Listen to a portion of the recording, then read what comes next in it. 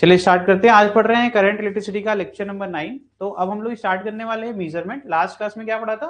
Measurement का एक starting introduction पढ़ लिया, जिसमें हम लोग ने एक गैल्वेनोमीटर को कैसे एमीटर में कन्वर्ट करेंगे या फिर एक गैल्वेनोमीटर को कैसे वोल्टमीटर में कन्वर्ट करेंगे, ये चीज सीख ली थी। तो आज क्या करने वाले हैं हम लोग? अब इस टॉपिक को एक्सटेंड करेंगे एक नए टॉपिक के साथ, that is our Wheatstone bridge. हम क्या पढ़ने वाले हैं? Wheatstone bridge. ठीक है, हेडिंग डालिए, व्हीट स्टोन ब्रिज। ठीक है, लिखिए इसके अंदर, Wheatstone bridge devised by Wheatstone bridge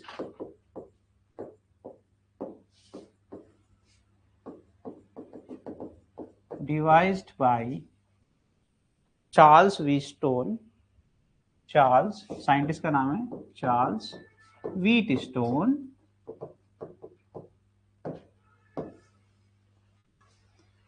in 1843। in 1843।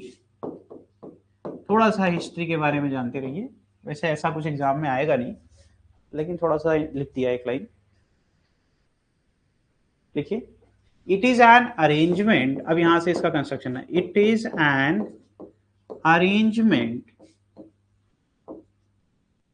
Arrangement of four resistors या रेजिस्टेंस लिख लीजिए, दोनों एक ही चीज होती है, which can be used to determine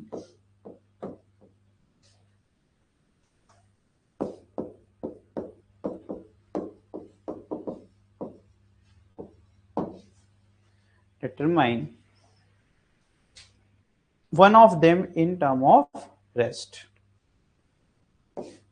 one of them in terms of rest। अब ध्यान से देखना, हमारे पास कितने रजिस्टर्स हैं?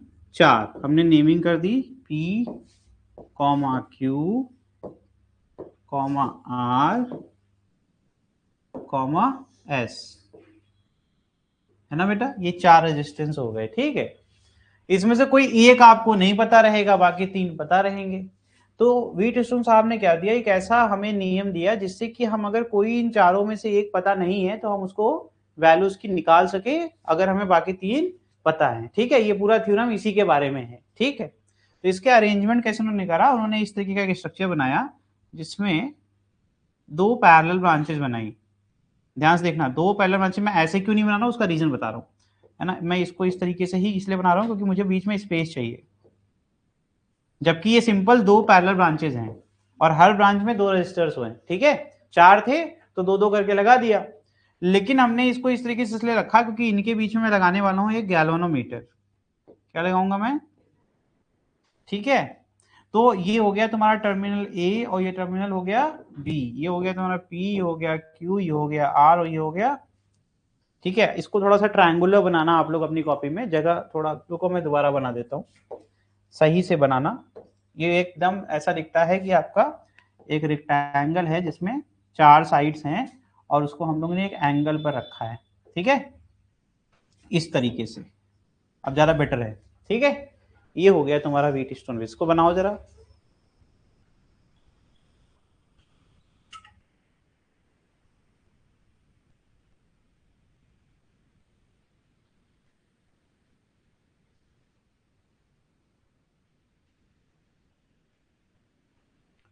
अब हम इन नोड्स का भी नेमिंग कर दें। ये हो गया मेरा सी और ये हो गया डी। मैं एक काम करता हूँ, नई स्लाइड पे ये चीज बनाता हूँ दोबारा से। ये लिख लिया सबने? ठीक है, इसको दोबारा बनाता हूँ क्योंकि इसमें काफी अच्छा डिस्कशन होने वाला है, तो इसको अच्छे से पढ़ेंगे।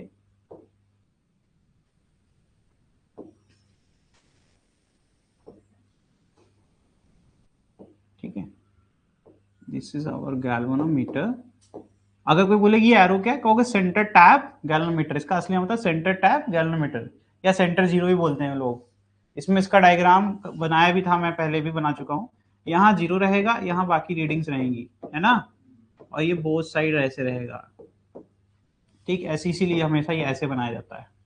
ठीक है, चलो भाई ये आगे बढ़ते हैं इसको लेके। यहाँ पर ये हो गया हमारे टर्मिनल से, मेरा डायग्राम इतना अच्छा होता है, कोई बात नहीं, हमें तो लर्निंग करनी है। ये हो गया P, this is Q, this is R and this is, अब हम इसको एक बैटरी से कनेक्ट करेंगे, फिर हम यहाँ एक की लगाएंगे और ये मेरा बेटा कंप्लीट हो गया। ठीक है, this is my complete circuit. ठीक, यहाँ COD क्या है, नोड है, नोड या जंक्शन। देखो ना यहाँ कितने रास्ते हैं, यहाँ से करंट एक आ रहा होगा I1 और यहाँ क्या आ रहा होगा I2, यहाँ से करंट क्या जा रहा होगा I। अब तो पढ़ ली सर्किट हम लोग ने, तो ये दिख रहा है कि यहाँ से मल्टीपल पास हो रहे हैं, है ना। जब मल्टीपल पास होते हैं हम लोग ने क्या सीखा था, नोड या जंक्शन कहते हैं उसको, है ना। ये यहाँ देखो ये और अभी गैलोमीटर है, तो हो सकता है करंट इसमें से फ्लो कर रहा हो, तो इसीलिए गैलोमीटर लगाया गया और फ्लो करता भी है करंट। ठीक है, तो लेकिन इसके लिए एक कंडीशन होती है जिसको कहते हैं बैलेंस कंडीशन। उन्होंने कहा यार इसमें ना, इस अरेंजमेंट में एक कंडीशन आएगी बैलेंस कंडीशन। जब बैलेंस कंडीशन आएगी तभी आप किसी तीसरे अननोन रेजिस्टेंस की वैल्यू निकाल पाएंगे। ठीक है, तो ये है बैलेंस कंडीशन के बारे में पढ़ने वाले हैं हम लोग। तो लिखिए, हमको एक डायरेक्शन ले लेते हैं, मान लेते हैं यहां पर करंट ऐसे जा रहा है IG, तो लिखेंगे when IG becomes zero, IG क्या बन जाए, गैलोमीटर करंट क्या बन जाए, जीरो। ठीक है, then bridge, then Wheatstone bridge या bridge is set to be balanced. तो क्या कहेंगे हम कि अब मेरा जो व्हीटस्टोन ब्रिज है वो क्या हो गया, बैलेंस हो गया। यानी आप खुद मुझे बताइए, जब अगर इस ब्रांच में कोई करंट नहीं होगा तो मैं इस ब्रांच को निकाल सकता हूं। मैंने क्या सिखाया था, डेड वाली बात बताई थी, मैंने डेड हो जाता है ये पार्ट, तो इसका मतलब मैं चाहूं तो इसको हटा सकता हूं, है ना। तो लेकिन उन्होंने कहा कि यार ये कब पॉसिबल, उन्होंने कहा कि ये तभी पॉसिबल है जब आपका जो रेशियो है P/Q इज इक्वल टू, या फिर कोई भी आप बना लो। कोई कहता है नहीं सर हम तो P/R is equal to Q/S बोलेंगे, मैं कहूँ ठीक है भाई कोई बात नहीं, इससे फर्क ही नहीं पड़ता, सिर्फ रेशियो की बात हो रही है। चाहे तुम ऐसे रेशियो ले लो, चाहे तुम डायगोनली मत लेना, वो हो भी नहीं सकता। ठीक है, तो एडजेसेंट जो पेयर हैं उनका रेशियो इक्वल होगा।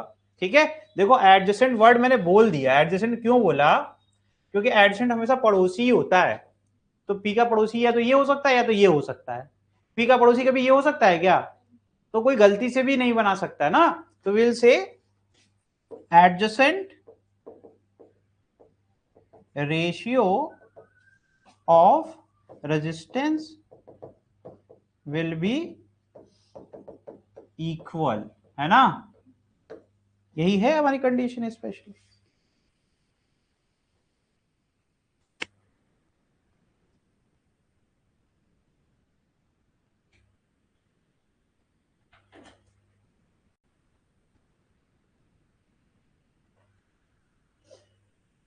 और अब मैं इसको थोड़ा सा ना प्रूफ करूंगा कि ये कैसे IG जीरो होगा, तो कैसे होगा, लिख लो तब बताता हूं।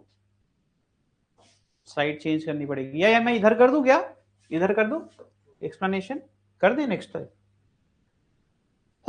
लिखिए IG जीरो कब होता है, हम लोग ने पीछे डायग्राम देखिए, ये C था, ये D था, है ना बेटा। अच्छा बताओ, इसमें करंट फ्लो करेगा तो कैसे करेगा, जब सर C और D के बीच में पोटेंशियल डिफरेंस होगा।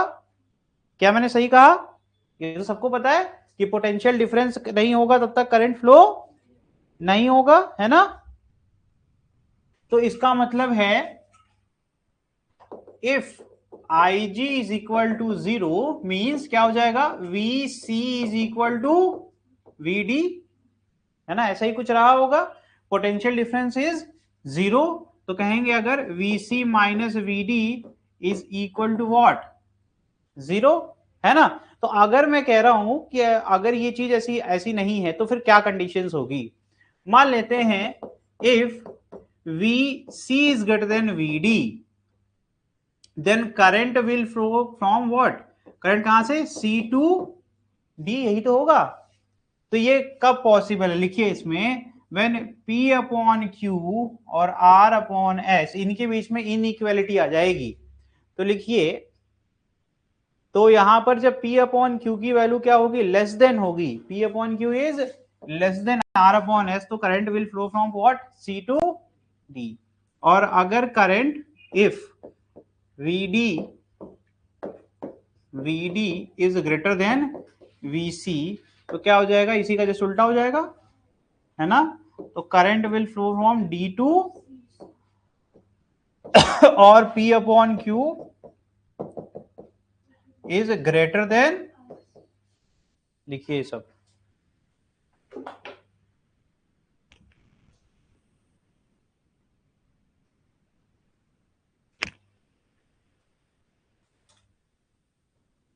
अगर मुझे सर्किट में करंट्स दिखाने, एक मिनट रुक जाओ, अभी आऊंगा इस पे, है ना, कुछ सिखाना है। यहां से अपन क्या लेके जा रहे थे बेटा, I1, सबको देखना है ध्यान से, वो बताना है मुझे। यहां क्या जा रहा है बेटा, यहां तक कोई दिक्कत? अच्छा, ये बताओ यहां से IG आ रहा है कि नहीं आ रहा है? अच्छा ये बताओ, तुम्हें अच्छे से KCL याद है ना, 2 इनकमिंग हो गया और 1 आउटगोइंग, होगा कि नहीं होगा? तो वी कैन से ना I2 प्लस, यही तो बात होगी। अच्छा यहां क्या सीन होगा, यहां पर सर I1 आ रहा था और यहाँ IG चला गया, 2 आउटगोइंग हो गए, तो बचेगा क्या, यहाँ I1 माइनस, इसमें कोई दिक्कत तो नहीं किसी को? और यहां जब टोटल करेंगे देखना ऑटोमेटिक सही आएगा, ये माइनस IG और प्लस IG कट जाएगा, तो यहां बचेगा तो I1 प्लस I2 ही ना, और which is equal to what.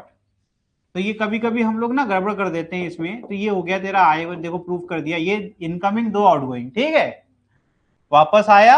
और यानी कि सर जब तक ये वाली बातें आपकी सही होगी तब तक तो P upon Q is not equal to R upon S, because आपने ये चीज अभी जस्ट पढ़ाई हम लोग को कि पहली बात तो यहां पर IG को 0 करना है।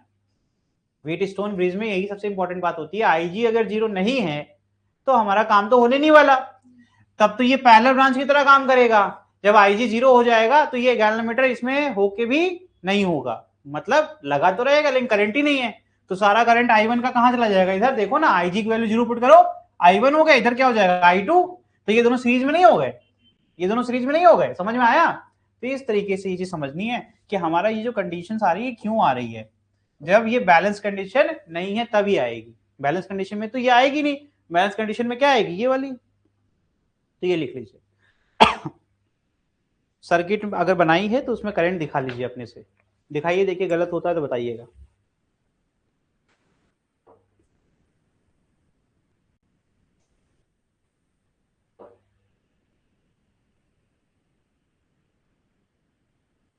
अब इतना आप लोगों को समझ में अच्छे से आ गया है तो मुझे बस आप लोगों को एक और चीज सिखानी है, ये भी आता है तुम लोग को बस याद नहीं है। अभी तुमने पैरेलल वाला बात तो सीख ही लिया है कि पैरेलल ब्रांचेज में पोटेंशियल सेम होता है, ये सबको याद है कि 2 पैरेलल ब्रांचेस में आपकी पोटेंशियल डिफरेंस सेम होता है। अब मैं आपके लिए एक और यहाँ पे विजुअलाइजेशन क्रिएट करूंगा, ये सब न्यूमेरिकल, जितनी बातें मैं बता रहा हूँ सब न्यूमेरिकल के लिए बता रहा हूँ, ठीक है, कि आप अगर कभी न्यूमेरिकल करना चाहो तो जब बैलेंस कंडीशन है, एट बैलेंस्ड कंडीशन, है ना बेटा, एक चीज मुझे बताइएगा, VC is equal to what बेटा, VD, ठीक है ना। अब जरा इस वाले फिगर पे आओ, है ना, फिगर में ही सब कुछ है, फिगर में ही सारी नॉलेज है। अच्छा मुझे बताओ, यहां वाला जो पोटेंशियल है वही पोटेंशियल यहां पर भी है ना भाई। अच्छा ये ए टर्मिनल दोनों ब्रांचेस के लिए कॉमन है कि नहीं है, अरे इतने के लिए तो भाई ये कॉमन हुआ ना, तो यहां पर VA रहा होगा, है ना बेटा। Tell me the potential difference between VA and VC की वजह से ही करंट फ्लो कर रहा है। अच्छा वही पोटेंशियल डिफरेंस यहां पर है कि नहीं है, क्योंकि VD is equal to what, तो बात तो वही हो गई ना, VA माइनस VC, वही VA माइनस VC यहां पर भी है। तो कॉमन सेंस लगाना ये तुम लोग को ऑलरेडी आता है, खुद पे थोड़ा सा भरोसा किया करो। सर V सेम है, ये दोनों पैरेलल हो गए, है ना, यानी कुछ नहीं आता मुझे, V is equal to IR तो आता है अकॉर्डिंग टू ओम्स लॉ, इतना तो मुझे रटा हुआ है ना। मुझे एक चीज पता है कि दोनों रेजिस्टेंस के अक्रॉस वोल्टेज बराबर है, तो आई विल से व्हाट, कि यहां पे लिखूंगा I1 into P is equal to I2 into what, बताओ बताओ सोचो, इधर क्या था R, गलत है क्या, I1 into P, I1 into P तो वोल्टेज है, और I2 इंटू वॉट R, सही है गलत है। सिमिलरली हम उस तरफ से भी देख सकते हैं कि ये दोनों के बीच में जो टर्मिनल डिफरेंस है और वही डिफरेंस होगा कि नहीं होगा, फिर से लिखो तुम, फिर यहां पर लिखोगे क्या, I1 into Q is equal to I2 into अब फिर से करोगे तो पी अपन प्रूफ हो गया कि नहीं हो गया? मैथमेटिकली भी आप प्रूफ कर सकते हैं, ये ऐसे रटने की जरूरत नहीं है, हम लोग इसको मैथमेटिकली प्रूफ कर सकते हैं। देखो इसको नहीं आया है, क्या नाम है, नाहर, है ना। फिर यहाँ पे मेरे भाई जो करंट यहाँ जा रहा है, यहाँ जो करंट जा रहा है, जब IG 0 है, जब यहाँ पुटकर जी की इसकी वैल्यू 0 पुटकर क्या आ रहा है, I1 आ रहा है।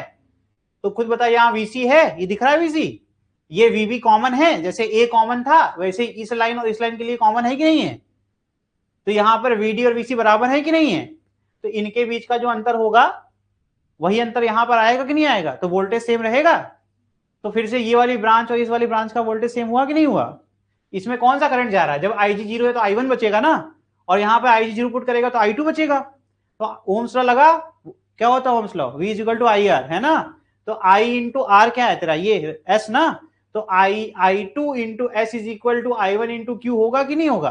तो फिर से जैसे तुमने लिखा था अभी, जैसे तुमने ये लिखा वैसे लिख नहीं सकते दोबारा से, हाँ। और फिर सारी वैल्यूज को अगर रेशियो करोगे तो आ नहीं जाएगा। तो इधर क्या आ गया, I1Q is equal to I2S। देखना ध्यान से, ये हमने दो इक्वेशन बनाए, इक्वेशन नंबर 1 हो गया, इक्वेशन नंबर 2 डिवाइड कर दो, तो ये P upon Q is equal to आया कि नहीं आया। अब व्हीटस्टोन कोई पूछेगा तो बता पाओ कि नहीं, सिंपल है कि नहीं।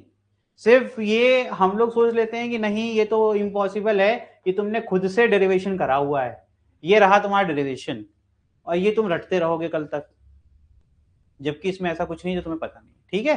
तो ये आपके ऊपर है, मैंने सारी चीजें जितना इसका डेप्थ है सब बता दिया। अब पढ़ेंगे एप्लीकेशन।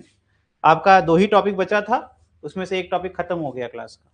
हेडिंग लिखिए, एप्लीकेशन ऑफ व्हीटस्टोन ब्रिज। आगे बढ़ जाए, अच्छा लिख लो लिख लो लिख लो अच्छे से, ये लिख लेना, इसको जाके देख लेना एक बार।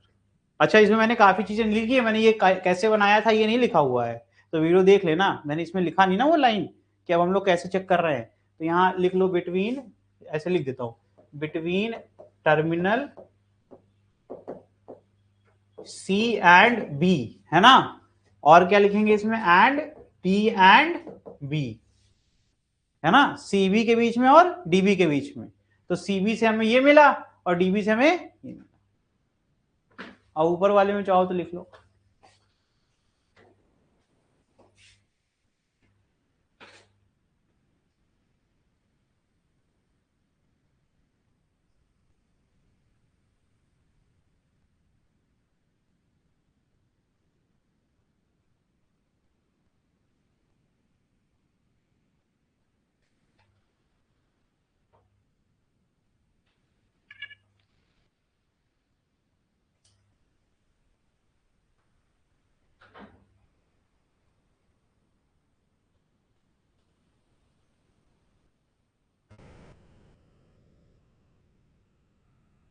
हो गया बच्चों, आगे बढ़ जाए।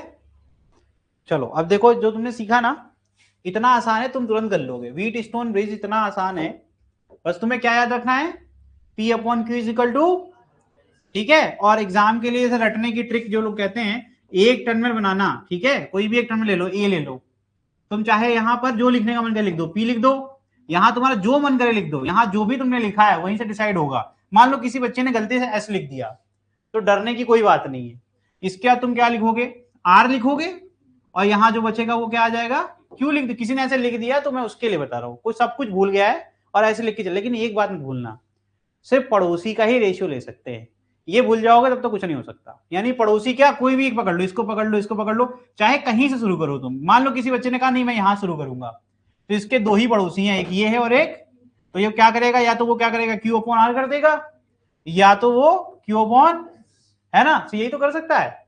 जब वो कोई भी ले लेगा तो बचेंगे दोनों, उनका रेशियो करना है। तो स्टार्ट हमेशा कहां से करेंगे भाई, जब हमने इससे किया था P R से करेंगे, तो फिर याद है ऐसे ये P ऐसे लिखा था, Q और ये लिखा था, है ना। तो अपन जहां शुरू करेंगे उसी साइड से स्टार्ट करेंगे, दूसरे वाले को लगना है। इसमें एक और गलती हो जाती है कि अपन ये तो समझ लिए लेकिन अगले वाले में गलती कर देते हैं। हमेशा याद रखना, जैसे तुम्हारे पास जो जनरल है वो PQRS है, ठीक है ना, ऐसे है। तो इसका पड़ोसी या तो ये हो सकता है या तो ये हो सकता है। मान लो आपने ये PQ ले लिया, तो अगली बार देखो चूज कहां से कर रहे हैं, फिर से P के साइड ही आ रहे हैं, मतलब न्यूमरेटर जिधर से लिया था उधर ही से लेंगे। ये एग्जाम में होता है, सब मिक्स हो जाता है एग्जाम में प्रेशर में। तो अगर इस वाले केस समझे, तो अगर किसी ने ऐसे कर दिया Q ले लिया, तो Q लेने के बाद उसने S चूज कर लिया, तो अगला वो कहां चूज करेगा, न्यूमरेटर, आर ही तो चूज कर सकता है। समझ में आ रहा है कि नहीं? तो फिर ऑटोमेटिकली यहां जैसे ही आर लिखेगा तो गलत हो सकता है क्या? ठीक है ना, क्लियर हो गया? तो इस तरीके से नेमिंग पे फर्क नहीं पड़ेगा, आंसर आपका सही आएगा। Wheatstone bridge is very easy और फिक्स क्वेश्चन है, मतलब आप समझ लो पेपर आउट है, यहां से क्वेश्चन आना ही है, कुछ नहीं पढ़ोगे, ये पढ़ के चले जाओगे, एक क्वेश्चन पक्का मिलेगा।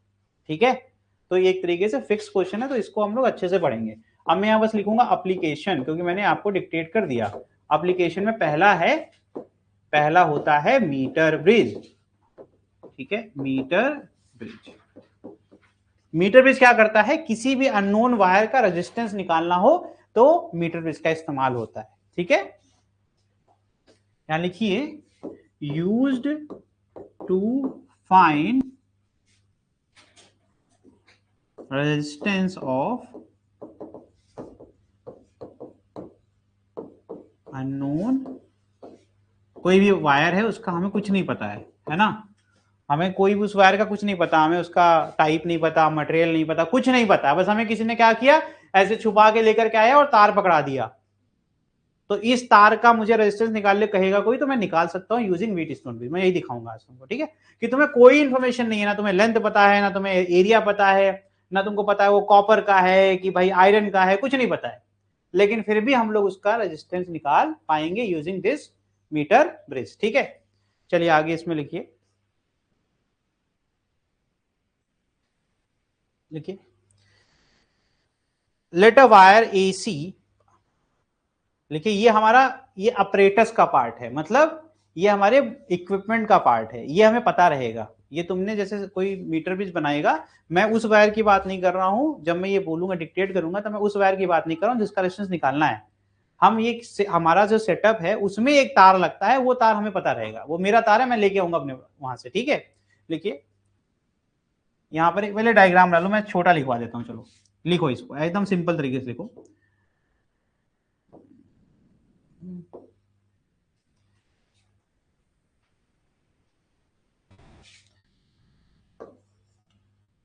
ब्रिज बना लेते हैं, सिंपल सर्किट डायग्राम बना के दे रहा हूं ताकि तुम लोग को याद करने में आसानी हो।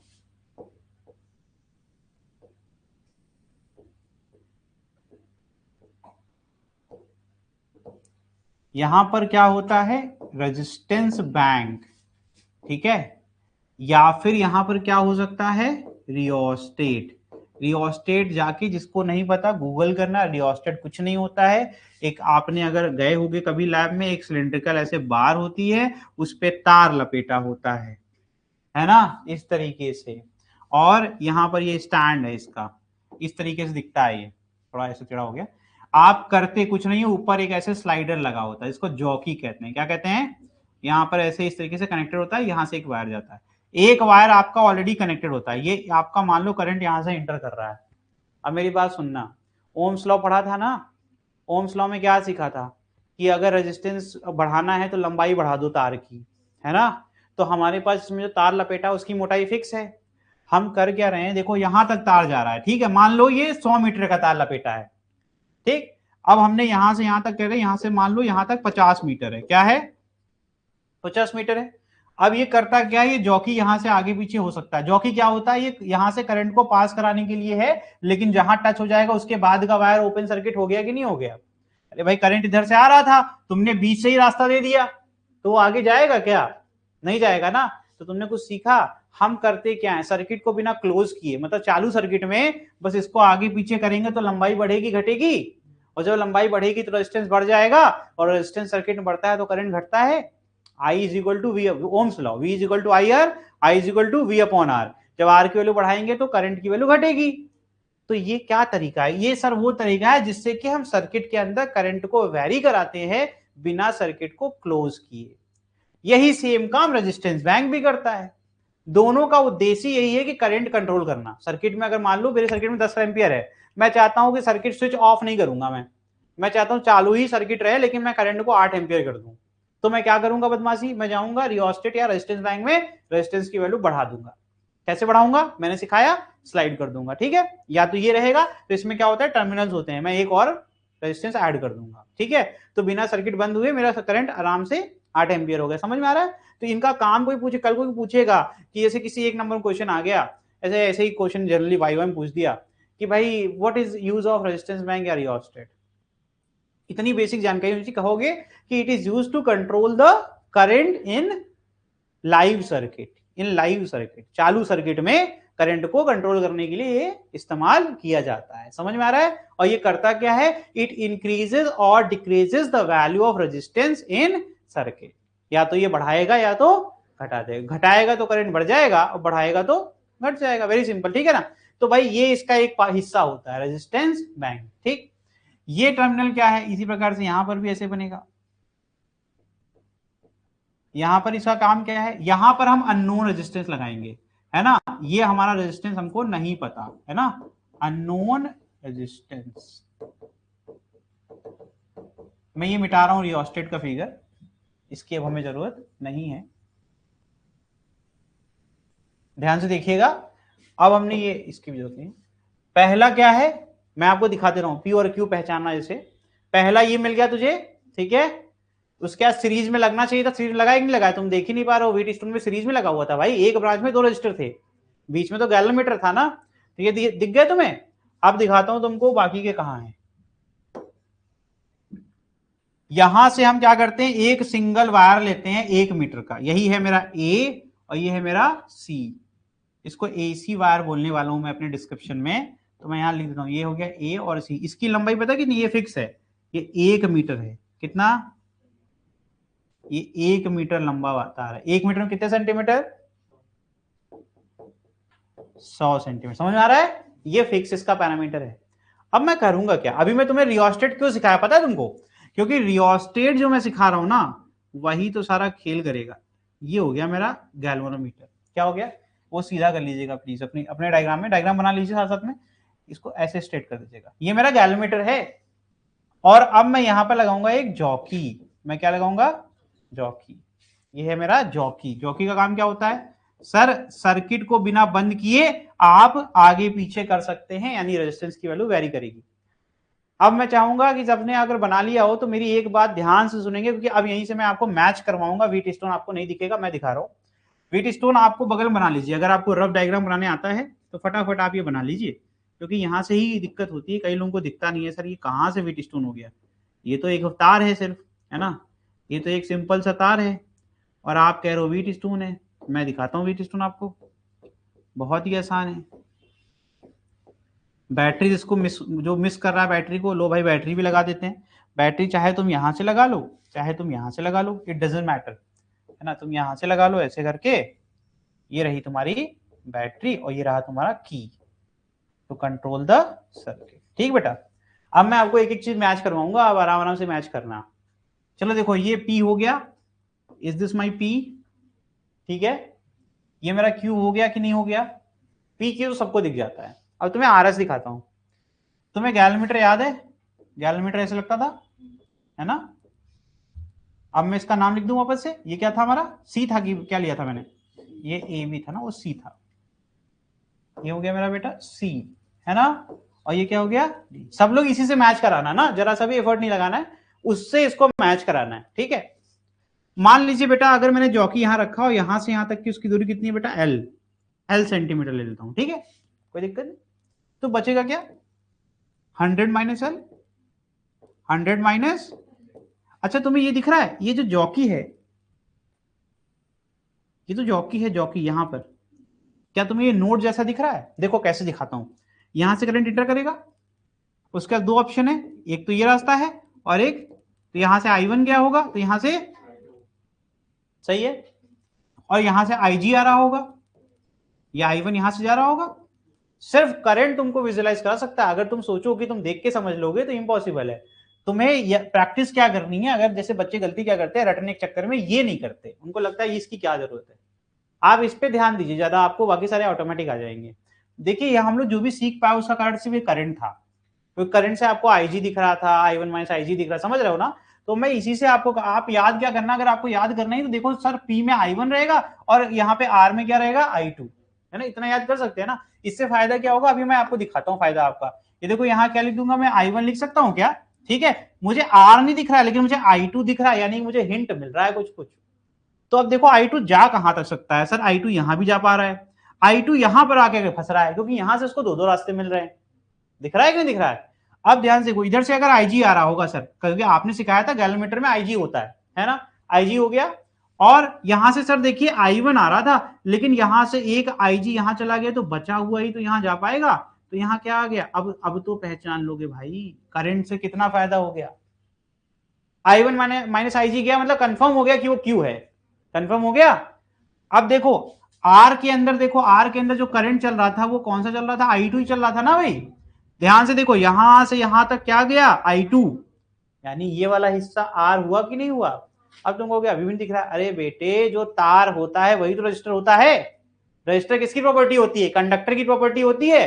कंडक्टर जो कि अपोजिशन ऑफर करता है किसको, करंट को अपने अंदर से होके गुजरने के अगेंस्ट में। याद आ रहा है कुछ कुछ, तो यानी जो ये वायर है इसी का तो रेजिस्टेंस होगा। अब वो कैसे काम करेगा, आर की तरह।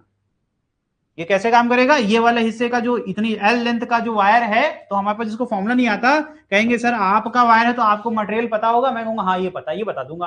तो आप कहोगे सर ये रो आ जाएगा, ये पता है, एल आपने बता दिया और मोटाई भी आपने ही बता दी।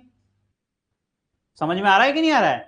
यानी कि मैं तो बोल ही रहा हूं ना, ये मैं अपना तार लेकर के आ रहा हूं तो मुझे इसके बारे में पता रहेगा कि नहीं पता रहेगा। तो एल सेंटीमीटर का जो इसका वैल्यू होगा वो मैं चाहूं तो निकाल सकता हूं।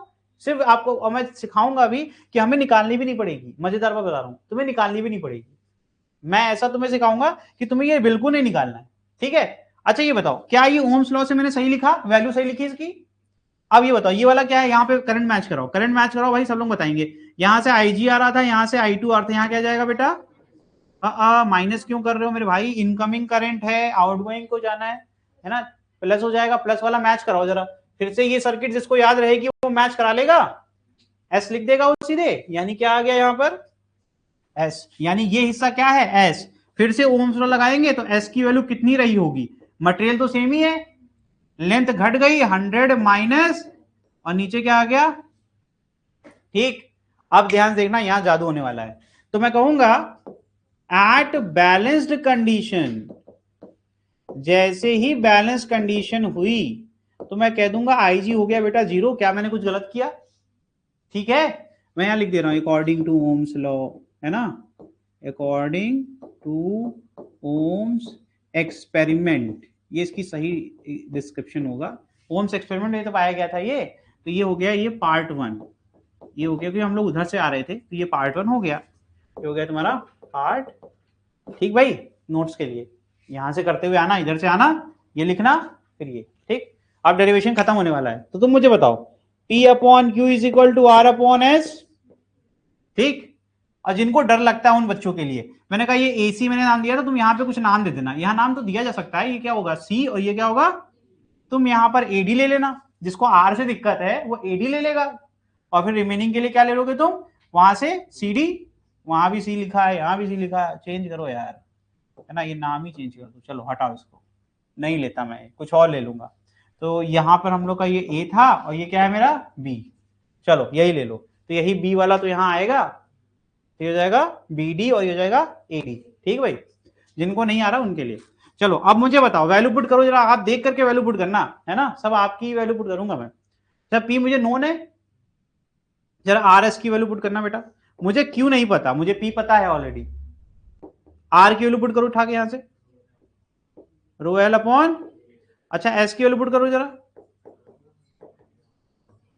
अरे सर ये सब तो कट ही गया, इसीलिए कहता रेजिस्टेंस की जरूरत ही नहीं है।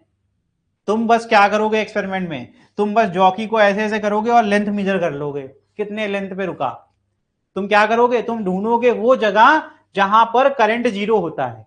ये एक्चुअल एक्सपेरिमेंट कोई पूछ दे तुम्हें तो ऐसे ही होता है लैब में। आप क्या करते हो, इस जॉगी को आगे पीछे करते हो, आपको जो भी यहाँ कनेक्ट करना है कर दो, जो भी करना है कर दो, ठीक है। यहाँ बैटरी लगाओगे, यहाँ की लगाओगे, करंट फ्लो करेगा, फिर गैलोमीटर में करंट दिखाएगा। आपका पूरा काम बस यही है कि आप फाइंड करिए वो पॉइंट जहां पर बैलेंस हो रहा है, यानी वहां पे करंट 0, वहीं रुक जाएंगे। फिर आप एक सेंटीमीटर स्केल ले लेंगे, है ना, या कुछ भी आपके पास मेजरिंग टूल है, आप लेंथ ऑफ द वायर ले लेंगे, आपको पता रहेगा कि 1 मीटर की वायर है क्योंकि ये फिक्स है, ऑपरेटर्स का पार्ट है। तो यहाँ 1 मीटर का वायर है, जितना भी आ गया, मान लो 15 सेंटीमीटर आ गया मेरा, तो मैं क्या करूंगा, एक तरफ 15 हो गया, एक तरफ 100 माइनस 15, क्लियर है ना। तो मैं क्या करूंगा, ये फॉर्मूला मैंने बना लिया ऑलरेडी। अब मैं आखिरी स्टेप दिखाता हूं। मुझे P पता था, मुझे Q नहीं पता था, है ना। यहां मैं आगे क्वेश्चन मार्क लिख देता हूं। यहां क्या बचा, L अपॉन 100 माइनस, यही तो आया। अरे भाई न्यूमरेटर में है ये, ऊपर नहीं जा सकता इस बार, ठीक। अब सब कुछ क्रॉस मल्टीप्लाई हो, तो Q का फॉर्मूला बनाना था। तो Q का फॉर्मूला क्या बन गया बताओ, 100 minus L divide by L into what, ठीक है, समझ में आया कि नहीं। तो ये है आपका फॉर्मूला, सिर्फ आपको एक वैल्यू पता करनी है, समझ में आ रहा है, P, बाकी सब तो हमें ऑटोमेटिक मिल जाएगी, समझ गए। तो आपने ये देखा कि व्हीटस्टोन साहब तो हमको बता रहे थे कि 3 वैल्यू लेकर के आओ, और हमने उनकी ही साइंस को ऐसा मॉडिफाई किया कि अब हमको 3 भी नहीं चाहिए, हमको सिर्फ एक रेजिस्टेंस चाहिए, समझ में आ रहा है। इसलिए कहते हैं, क्योंकि काम तो वो करता है इसी के ऊपर है ना, एप्लीकेशन ऑफ क्या है, व्हीटस्टोन ही है। क्योंकि हमने मॉडिफिकेशन क्या करा, हमने ये जो RS है उसको एक सिंगल वायर को रिप्लेस करके बनाया, समझ में आ रहा है। तो इसलिए ऐसा पॉसिबल हो पाया, ठीक है। तो अब मैं आपको कुछ लिखवा देता हूं, समझ में आ गया हो तो बताओ, मैं लिखवाऊं फिर। इसमें एक बड़ा ही मतलब मैंने तो देखो टर्म यूज भी नहीं किया, किताबों में तुम पढ़ोगे तो वहां बार बार लिखा रहेगा small r that is resistance per unit length, ऐसे लिखा हुआ, जाके पढ़ना, है ना। इसको पर यूनिट लेंथ कहते, पर यूनिट रेजिस्टेंस कहते हैं ना। ये सब पढ़ने की जरूरत उनको होती है जिनको एकदम आइडिया नहीं है। देखो अगर मैंने कहा आर है किसका, ये हमारा जो वायर था, वायर का नाम क्या लिया था बेटा हमने, AB, है ना, AB लिया था ना। तो मैं कह रहा हूं इसकी हमें जरूरत क्या है, हम लोग को जरूरत पड़ी क्या इसकी, रेजिस्टेंस की वैल्यू हमें जाननी ही नहीं है। जब जानेंगे, क्योंकि देखो ये कहते हैं कि ये आप बनाइए, फिर आपको क्या मिल जाएगा, आपको पूरे वायर का कोई भी आपको लेंथ लेना है, आप उस लेंथ को इस स्मॉल r से मल्टीप्लाई कर दीजिए, तो आपको रेजिस्टेंस ऑफ लेंथ मिल जाएगा। ये है इनका एम। क्योंकि पर यूनिट जो कंसेप्ट है वो क्या करता है, स्मॉलेस्ट हिस्सा कुछ भी अगर है तो उसकी वैल्यू कितनी होगी वो बता देगा। तो किसी ने कहा 15 सेंटीमीटर, तो कहेंगे कि आप क्या करिए, total resistance of the wire divide कर दीजिए टोटल लेंथ से, जो भी वैल्यू आती है उसको मल्टीप्लाई कर दीजिए किससे, जितनी भी लेंथ तुम्हें चाहिए। इसको पर यूनिट कंसेप्ट कहते हैं। तो मुझे नहीं लगता कि ये मेरे लिए बहुत इंपॉर्टेंट है, इसलिए मैंने बिना इसके बता दिया, ठीक है। लेकिन मैंने आपको बता दिया ताकि जानकारी में रहे कि ऐसी चीजें भी होती हैं, ठीक है। चलिए आप एक चीज बोल रहे हैं वो लिख लीजिए, मैंने थोड़ा इसमें लिखवाया नहीं, कंस्ट्रक्शन क्या क्या यूज किया मैंने, है ना। AB is 1 metre long uniform wire. AB जो मैंने वायर यूज किया है ना, यहां कंस्ट्रक्शन लिख देता हूं, AB है ना, हाँ 1 मीटर यूनिफॉर्म, यूनिफॉर्म का मतलब होता है मोटाई, एरिया ऑफ क्रॉस सेक्शन हर जगह बराबर है, ठीक है। Uniform length of wire,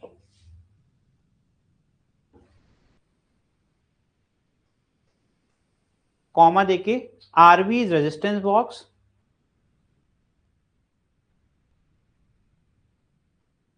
RB लिखा था ना मैंने, कॉमा देके, ये तो मैं कंस्ट्रक्शन बता रहा हूं। रेजिस्टेंस बॉक्स क्या है, ये रेजिस्टेंस, ठीक है। Q is the unknown resistance, Q मैंने जो लिखा हुआ है, Q क्या लिया मैंने, unknown, yes.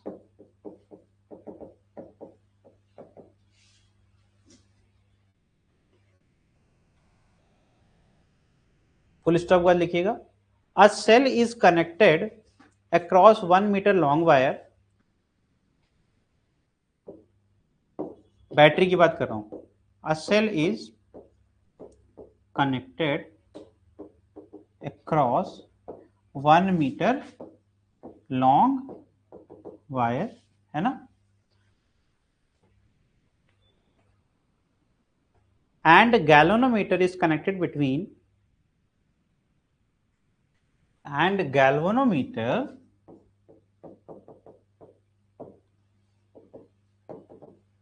is connected between jockey and jockey J। अगर सर्किट में J नहीं लिखा है तो प्लीज लिख लीजिएगा, लिखा तो है जॉकी, ये जे, ठीक है, कहीं कहीं जे से लिखा रहता है बेटा, ठीक है। And mid point C, and mid point, mid point मैंने सी लिया, देखो भाई यहाँ पे देखो मैच करा लिया करो, ये है मेरा सी, ठीक है। जॉकी और मिड पॉइंट सी के बीच में गैल्वेनोमीटर को लगाया।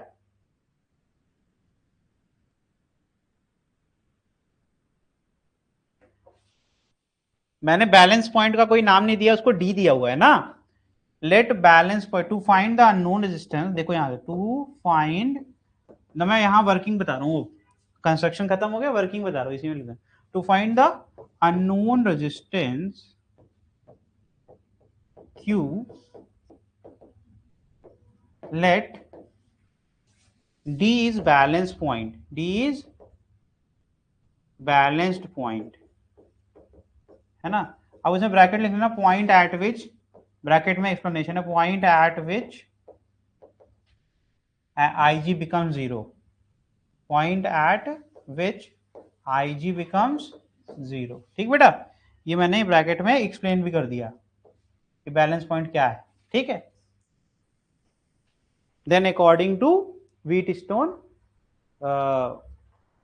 ना according to balance condition, then according to balance condition, इसके बाद ये पूरा लिख सकते हो यहां से, ठीक है। ये निकाल करके हमने बैलेंस कंडीशन लगा दी और हमने प्रूफ कर दिया, मतलब डेरिवेशन मैंने पहले ही कर दिया, थ्योरी बाद में लिखवा दी, ठीक है। यहां से लिख लीजिएगा, then according to balanced condition, ठीक बेटा। ये कंप्लीट हो गया आपका मीटर ब्रिज।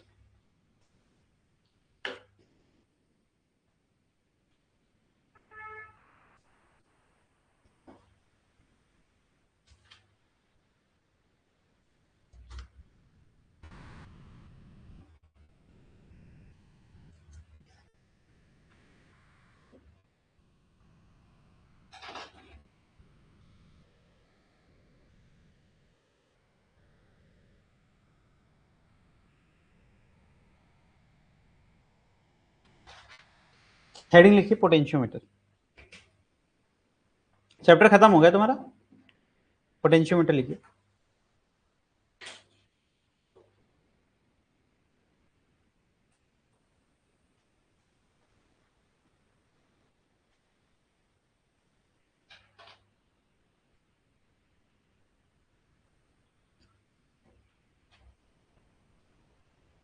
बस 1 मिनट दीजिए, मैं बस कुछ वेरीफाई कर रहा हूँ।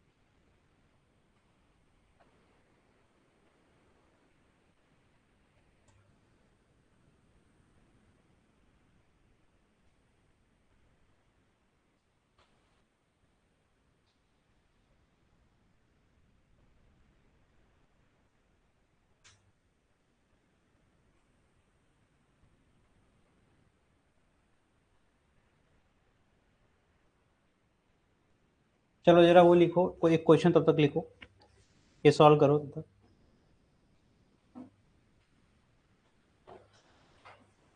क्वेश्चन लिखिए फटाफट, ये आपको तुरंत करना है।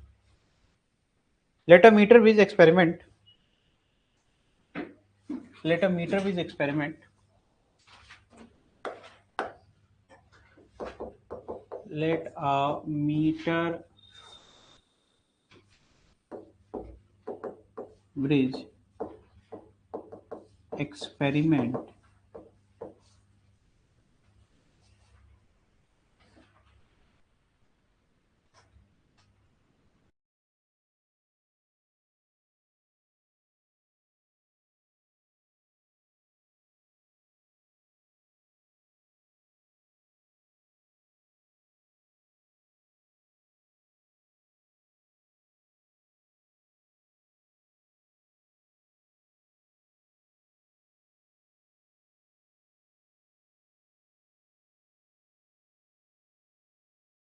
तो फिर कैपेसिटी स्टार्ट कर देंगे ना, ठीक है। चलिए लिखिए, क्वेश्चन लिखिए। Let a metre bridge experiment shown in figure as shown in figure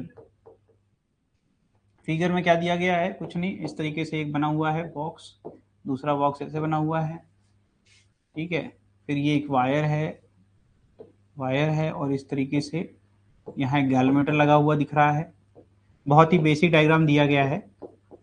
battery मैंने आपके लिए लगा दी है, बैटरी ये इस तरीके से, ठीक है। इसमें बैटरी नहीं दी गई थी, बैटरी मैंने आपके हिंट के लिए लगा दी है। और इसमें दिया गया है, ये टर्मिनल का नाम ए है एंड दिस इज बी, ठीक है। और इन दोनों का नाम दिया गया है R1 और दिया गया है R2। ये लेंथ दी गई है, लेकिन जॉकी जो है, जहां जॉकी कनेक्टेड है, इसमें L1 दिया गया है, L1 दिया गया है 30 सेंटीमीटर, L2 दिया गया है 70, ये दी गई है क्वेश्चन में वैल्यूज, ठीक है। और कह रहे हैं ये स्ट्रक्चर है, ठीक है। इसका फुल स्टॉप मतलब कि लिखिए, इसमें लिखिए, एक चीज लिख लीजिए,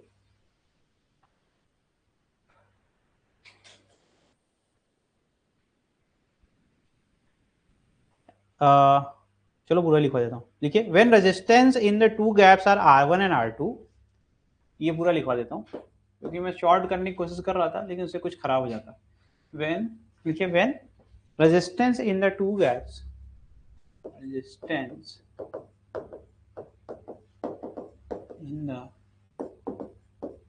two gaps are R1 and R2, then balancing length from end A, then balancing length from end A is 30 centimetre. A की तरफ से बैलेंसिंग लेंथ क्या पाई गई, 30 सेंटीमीटर, जब इनके बीच में वैल्यूज क्या थी, R1 R2। मतलब हमने R1 R2 लगाया और हम इस जॉकी को आगे पीछे कर रहे थे, तो हमने ये पाया कि L1 जो आया, जो कि मतलब बैलेंसिंग कंडीशन हो, कितनी है, 30, तो इधर क्या हो गया, ऑटोमेटिकली 70 हो गया। समझ में आ रहा है? आगे यहां से कुछ एक्स्ट्रा है, ये ध्यान से पढ़ना। लिखिए, नाउ एड 10 ओम रजिस्टर या रेजिस्टेंस इन बोथ गैप्स, अब गैप का मतलब समझ गया ना, R1 R2 की बात हो रही है ना, इन बोथ। अब ये फिगर हम नहीं बनाएंगे, इसमें क्या हो जाएगा, R1 में क्या ऐड हो जाएगा, 10 ओम, R2 में भी क्या हो जाएगा, और फिर कह रहे हैं then balancing length from end A becomes, from end, question बहुत आसान है, एंड ए बिकम्स 40 सेंटीमीटर। समझ में आया? जब हमने 10-10 ओम ऐड कर दिया तो अब ये फिर से अनबैलेंस कंडीशन चला गया, यानी करंट यहां दिखने लगा, तो मैंने फिर से खसकाया आगे पीछे और मैंने ये पाया कि अब मुझे 40 सेंटीमीटर पर ये एक IG0 मिल रहा है। समझ गए? ये क्वेश्चन है। R1 R2 बताओ, है ना। पहला बताइए वैल्यूज ऑफ R1 R2, इसमें 3 क्वेश्चन पूछूंगा, है ना। R1 और R2 क्या होगा। दूसरा क्वेश्चन तो बेकार है, पूछ रहे हैं R1 रेशियो R2 या फिर, ठीक है, तीसरा इंपॉर्टेंट है, value of resistance to be added in R1, value of, ये वाला क्वेश्चन जो करेगा उसको समझ में पूरा टॉपिक आ गया। Value of resistance to be added, अब कह रहे हैं सिर्फ R1 में कितनी वैल्यू का रेजिस्टेंस ऐड करें सच दैट बैलेंसिंग पॉइंट या balancing point becomes mid point, of wire. Mid point का मतलब जानते हो ना, 50 सेंटीमीटर, 50, 100 का आधा क्या होता है, 50 होता है ना। तो इस तरीके से मैंने वो दिया नहीं था 50 सेंटीमीटर, मैंने लिखा है आपके लिए, कर लीजिए इसको। सिर्फ आपके पास पीछे फॉर्मूले दिए गए हैं, वैल्यू पुटिंग करनी है, कंसेप्ट का इस्तेमाल करना है, और ये हर एक बच्चा कर सकता है क्लास का।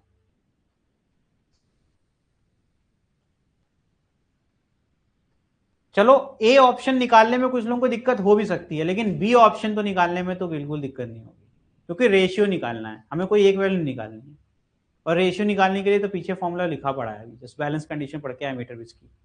एक बार पीछे पलटो, ध्यान से देखो, तुम्हें आंसर दिखने लगेगा।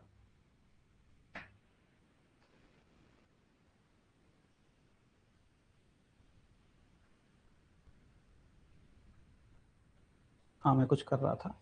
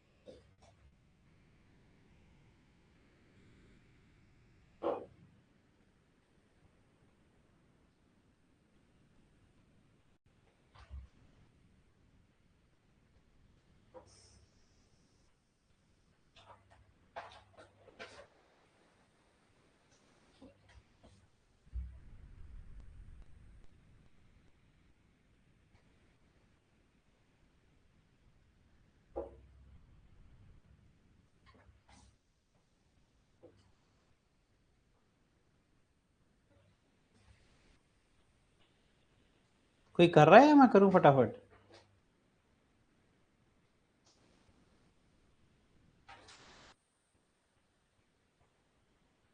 चलो अच्छा मैं कर रहा हूँ, इतना कठिन क्वेश्चन था नहीं है। पहला तो सेकंड वाला तो हो गया होगा, किसी ना किसी ने तो किया ही होगा। देखिए अगर आप ये पीछे जाएं, थोड़ा सा पीछे जाएं, बहुत पीछे नहीं जाना है। देखो यहाँ तुम्हें आंसर नहीं दिख रहा है नाहर, देखो भाई, ट्राई करो मेरे भाई, ये क्या लिखा हुआ है?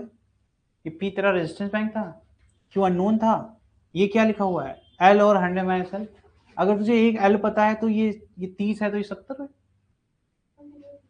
पी तुझे पता ही है, नहीं पता है तो R1 R2 निकालना है, दोनों नहीं पता है, R1 लिख देते, R2 लिख देते, इतना ही आसान था, कोई बड़ी बात नहीं है, ये सब कर लेंगे। अब हमें देखना पड़ेगा ना कौन सा किसके एडजेसेंट है, तो अगर हम PQ वाला खेल खेलेंगे तो PQ और ये RS हो गया, इतना ही करना था। तो आप ये कर सकते हैं, R1 R2 तो सब निकाल सकते हैं। तो क्या हो जाएगा भैया, R1 upon R2 is equal to L1 upon ये मैं, हाँ भैया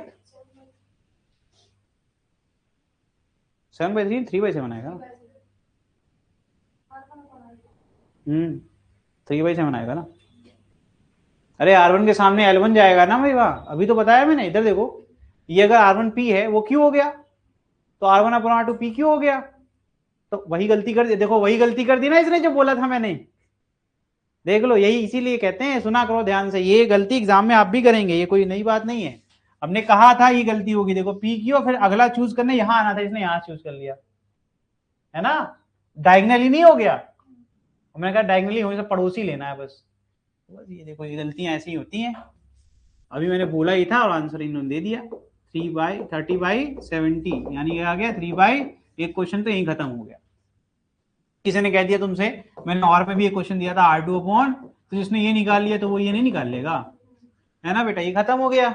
अब R1 R2 भी तो चाहिए, तो R1 R2 कैसे करेंगे, तो इसमें कहा गया है कि पहले भैया R1 R2 का रेशियो निकालिए, हमने कहा R1 R2 निकालो, मैंने कहा यार एक और चीज दी गई 10 ओम का रेजिस्टेंस भी ऐड करने कहा है इसने, तो मैं कहूंगा यार नया रेजिस्टेंस क्या हो गया, R1 डैश क्या हो गया, R1 plus what 10, R2 dash क्या हो गया, है ना मेरे भाई, ठीक है। अब मैं फिर से करूंगा, मैं कहूंगा फिर से लगाऊंगा बैलेंस कंडीशन, तो आ जाएगा R1 plus 10 divide by R2 plus 10 is equal to 40/60। खेल तो वही चल रहा है ना अभी भी, तो ये जाएगा 4/6, ये आ जाएगा 2/3, ये आएगा ना भाई। अब इसको क्रॉस मल्टीप्लाई कर लो, R1 plus 10 into 3 is equal to 2R2 plus 20, इसको भी कर ही देना चाहिए था, 3R1 प्लस 30 हो जाता ना, क्या आ जाएगा 3R1, ठीक भाई, इसको उधर भेजो या जो करना है कर लो, है ना। तो मैं चाहता हूं R1 को पॉजिटिव रखना, तो मैं तो भाई ये करूंगा, इस जगह माइनस का, सही जा रहे हैं कि नहीं जा रहे। अब आप इसको रीअरेंज करिए और एक साइड कर लीजिए, R1 R2 वैल्यू निकालिए, दो इक्वेशन बना करके निकालिए, या R1 in terms of R2 put कर दे, और आसान है, इक्वेशन भी सॉल्व कर सकते हैं। देखो ये सारे मेथड पता है कौन सी क्लास के, 9th 10th के, एक होता है एलिमिनेशन मेथड, एक होता है क्रॉस मल्टीप्लिकेशन मेथड, तो क्रॉस मल्टीप्लिकेशन मेथड क्या करते, सब्स्टिट्यूशन मेथड भी एक होता है। तो हम क्या करना चाहते हैं, हम कह रहे हैं कि या तो तुम ये करके दो इक्वेशन बनाओ, इतनी मेहनत करो, या तो तुम यहां से मान लो R2 ले लिया, तो R2 ले लेंगे तो क्या जाएगा 7R1/3, या फिर हम कह देंगे यहां से क्रॉस मल्टीप्लाई करेंगे तो R1 is equal to 3R2/7, उठा के इसमें पुट नहीं कर सकते अपन, तो इस तरीके से कर लो, चाहे तुम कौन सा करना चाहते हो, मुझे वो ठीक लग रहा है ना, वो वाला करे ये वाला करे, इसमें डिवीजन में आ रहा है कि नहीं आ रहा है 3, इसमें तो ऊपर ही आ जाएगा, कर लो कोई भी कर लो, कौन सा करोगे वो या ये, कौन सा करोगे, वो वाला करोगे, ठीक है। तो 3R1 माइनस 2 इंटू 7 क्या हो गया ना, हर कोई तो बात है जो तुम बताना नहीं चाहते, क्या चल रहा चर्चा, क्या कंफ्यूज हो गया बताओ, किसमें 70, हाँ तो 70 है तो कौन मना कर रहा है,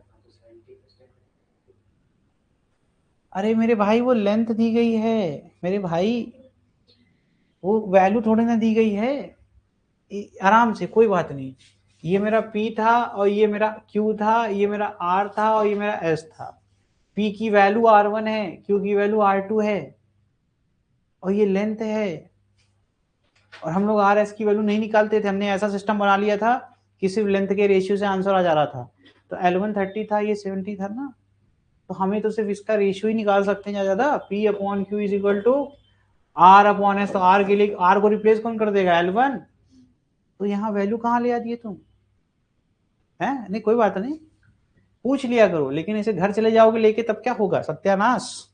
चलिए खत्म करो, अब तो निकाल लोगे R1, क्या भी नहीं निकाल पाओगे, निकाल के दो भाई वैल्यू निकालो तो।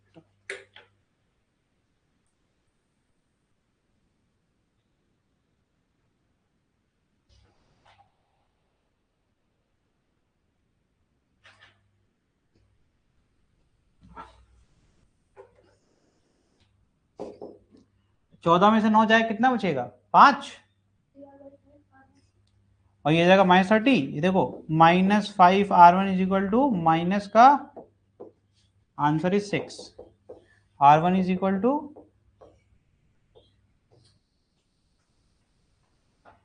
मेरे दिमाग मेरे कान में ना क्या नाम है साइना, मेरे कान में फिल्टर लगा हुआ है, कचरा नहीं सुनता वो, वैसे आता रिजेक्ट कर देता, इसलिए तुम्हारे जवाब को मैंने रिप्लाई नहीं किया क्योंकि तुम गलत बता रही थी। अरे ऐसे कर दिया बालिक, इतना टेंशन ना लो, ऐसे ऐसे करके एकदम सिकोड़ लिया, इतना टेंशन नहीं, ये एलसीएम ले लिया 9 हो गया, और 7 दूनी 14 होता है, एलसीएम 3 आ जाएगा, 3 को क्रॉस मल्टीप्लाई कर दिया -30 हो गया, इधर बचा 9R1 -14, तो भैया 9 छोटा 14 बड़ा, -5, ठीक, माइनस माइनस कट गया, 5 छक 30 होता है, तो R1 कितना आ गया 6। ठीक है, अब R2 भी निकाल दें कि निकाल लोगे, कुछ तो एहसान करो। अरे इसमें वैल्यू पुट कर ले भाई R1 की, क्या आ जाएगा यहाँ से 14, 14 आ रहा है क्या?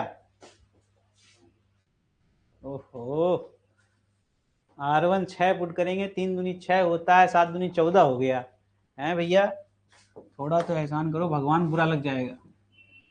R2 is equal to 7 into 6/3 is equal to 14 ohm. R1 R2 भी आ गया। अब करना क्या बचा है हम लोग को? हाँ, अब एक क्वेश्चन था जो सबसे अच्छा क्वेश्चन था, वो आखिरी वाला क्वेश्चन पे ध्यान दो, उसी में सब कुछ है। अब क्या कह रहे हैं कि अब मैं चाहता क्या हूं, क्वेश्चन समझ लो, ये मैं समझा रहा हूं, ये तुम लोग करोगे, कर लोगे, थोड़ा सा दिमाग लगाओगे तो। तुमने पहले ही R1 R2 निकाल लिया है, निकाल लिया ना R1 R2, यानी अब हमें ये भी पता है, ये भी पता है। क्वेश्चन ये कह रहा है कि बताओ भाई, अगर मैं तुम्हें छूट देता हूं कि सिर्फ तुम R1 की वैल्यू को बदल सकते हो, मैंने तुम्हें किस छूट दी? मैंने कहा कि ये रियोस्टेट रेजिस्टेंस बैंक होता है, तो तुम इसकी वैल्यू बदल सकते हो, ये नहीं बदल सकते। क्वेश्चन में लिखा भी है कि value of resistance to be added, कह रहे R1 में कितना ऐड कर दे, तो मैंने कहा मान लेते हैं x ओम हम ऐड करेंगे। समझ रहे हो कि नहीं समझ रहे हो? तो कह रहे हैं कि हम कितना ऐड करें सच दैट बैलेंस कंडीशन कहां मिले मुझे 50 सेंटीमीटर, यानी L1 कितना हो जाए 50, तो L2 भी क्या हो जाएगा? आसान क्वेश्चन था कि नहीं? तो अब क्या करेंगे, फिर से बेटा कुछ नहीं करना था, सिर्फ ये कहना था R1 double dash is equal to R1 plus x, हमने x मान लिया, let x is the value of resistance, हम जो ऐड करते हैं। समझ में आया? बहुत ही आसान हो जाता है, अगर तुम थोड़ा सा भी टेंशन ना लो। R2 कितना है 14 है, 14 ही रखो, ठीक है, ये 14 ही रखो। अब तुमसे क्या कह रहे हैं, तुमसे कह रहे हैं L1 कितना हो जाए 50, तो L2 ऑटोमेटिकली कितना हो गया? तुम्हें अच्छे से याद है कि सर ने बताया था R1 upon R2 is equal to L1 upon, ये तो याद होगा, ये क्या हो गया बेटा 1, ये हो जाएगा 50 बटे, ये हो गया 1। R1 की वैल्यू नहीं पता है, पूरी तरीके से नहीं पता, ये डबल डैश कर लो, कोई बात नहीं, ठीक है। तो ये R2 क्रॉस मल्टीप्लाई हो जाएगा, तो ये हो जाएगा तुम्हारा 6 plus x is equal to 14, x is equal to what आएगा 8, 7 दूनी 14 होता है, एक 8 हो गया ना। x इज इक्वल टू कितना, कितना ओम का रेजिस्टेंस ऐड करना पड़ेगा? आसान है, थोड़ा मैथ करो, समझने पे फोकस करो तो कर लोगे। कोई डाउट हो तो बताओ, आया नहीं तुम्हें क्या? अरे क्या हो गया बता ना, चलो बढ़िया, कोई बात नहीं, ये देखो यहां से पता चला मुझे, ये पढ़ो, इस लाइन को पढ़ो तुम साथ साथ में मेरे, क्या लिखा हुआ है, कितना रेजिस्टेंस ऐड करें, किस में ऐड करेंगे? R1 में, मैंने उसको x मान लिया, सच दैट, यानी कि तब क्या होना चाहिए, ये करने से क्या होना चाहिए, बैलेंसिंग पॉइंट, यानी बैलेंस कंडीशन का वो पॉइंट जहां जॉकी होगा बिकम्स मिड पॉइंट, ये मैंने ब्रैकेट में लिखा था इसीलिए ताकि। अब तुम मुझे खुद बताओ, जब इधर से 50 हो जाएगा तो बचे कितना? समझ गए? तो बस यही किया हमने, तो यहां पर इसी प्रकार से ये 50/50 हो गया, ठीक है।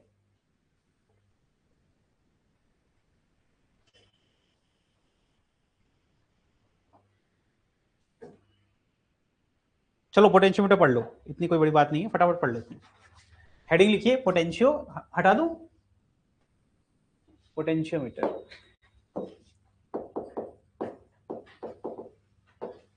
ये भी होता है तुम्हारा एप्लीकेशन ऑफ, ये सेकंड एप्लीकेशन ऑफ होता है, 2 नंबर लिख लो, ऑफ व्हीटस्टोन ब्रिज, ठीक है, लिखिए इसमें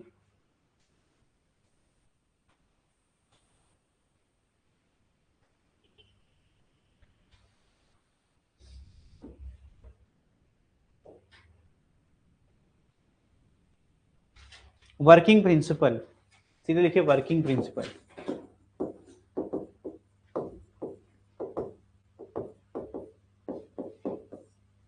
इसके अंदर लिखिए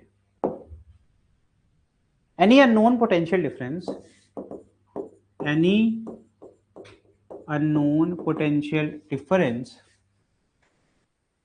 is balanced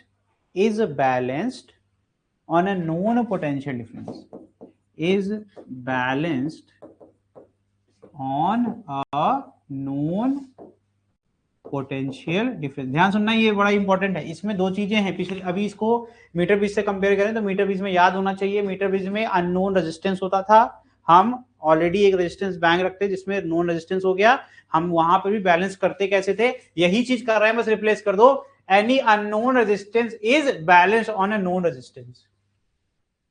व्हीटस्टोन को ही हमने अब क्या किया, यानी पोटेंशियोमीटर नाम क्यों रखा, इसमें हम अननोन पोटेंशियल निकालते हैं, इसमें अननोन रेजिस्टेंस निकाल लेते, इसमें अननोन पोटेंशियल निकालेंगे। कैसे निकालेंगे, एक नोन पोटेंशियल पे हम बैलेंस करेंगे, यानी हम एक नोन पोटेंशियल ऐड करेंगे और एक अननोन करेंगे और अननोन को हम फाइंड करेंगे बाय यूजिंग द नोन। समझ में आ रहा है, तो ये हो गया। आगे लिखिए, which is uniformly distributed, which is, ये जो पोटेंशियल नोन था उसको हम डिस्ट्रीब्यूट करेंगे, which is uniformly distributed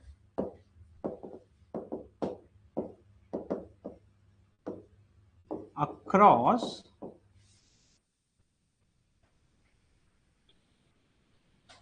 the entire length of potentiometer wire।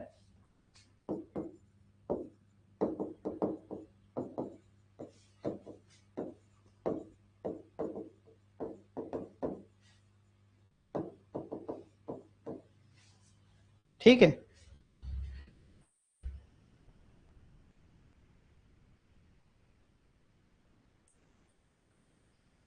Next line से एक चीज लिखिए, the process is termed as zero deflection, the process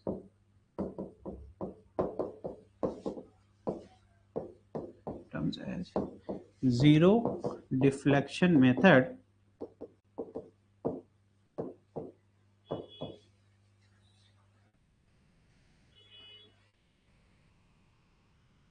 और नल डिफ्लेक्शन मेथड, दोनों एक ही बात है। अब पोटेंशियोमीटर वायर के बारे में लिख लो नोट करके, पोटेंशियोमीटर वायर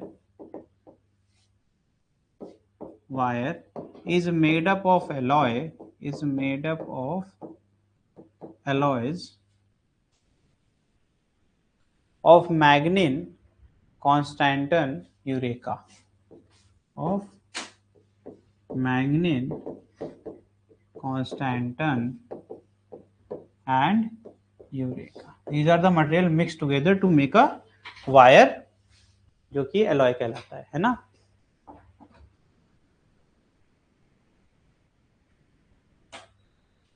इसमें दूसरा पॉइंट लिखो, रेजिस्टिविटी इज हाई। कैसे होती है रेजिस्टिविटी वायर की, हाई होती है। Temperature coefficient is negligible, approximately 0, यानी टेम्परेचर वेरी कराओगे तो रेजिस्टेंस नहीं बदलेगा।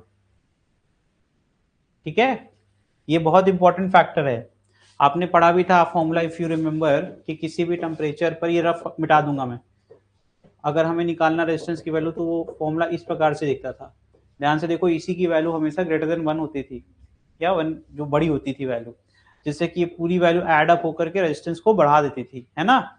अगर यही 0 हो जाएगा तो इसका कोई फर्क पड़ेगा नहीं, तो वही इसका मतलब क्या होता है, इसको मैंने लिखा नहीं, लेकिन इसका मतलब क्या हो गया, अल्फा 0, जिसने पढ़ा है उसको जरूरत नहीं है, जिसने नहीं पढ़ा वो सुन ले मेरी बात, कि टेम्परेचर बहुत ज्यादा वेरी कराओगे तब भी कोई खास फर्क, मतलब ना के बराबर फर्क पड़ता है।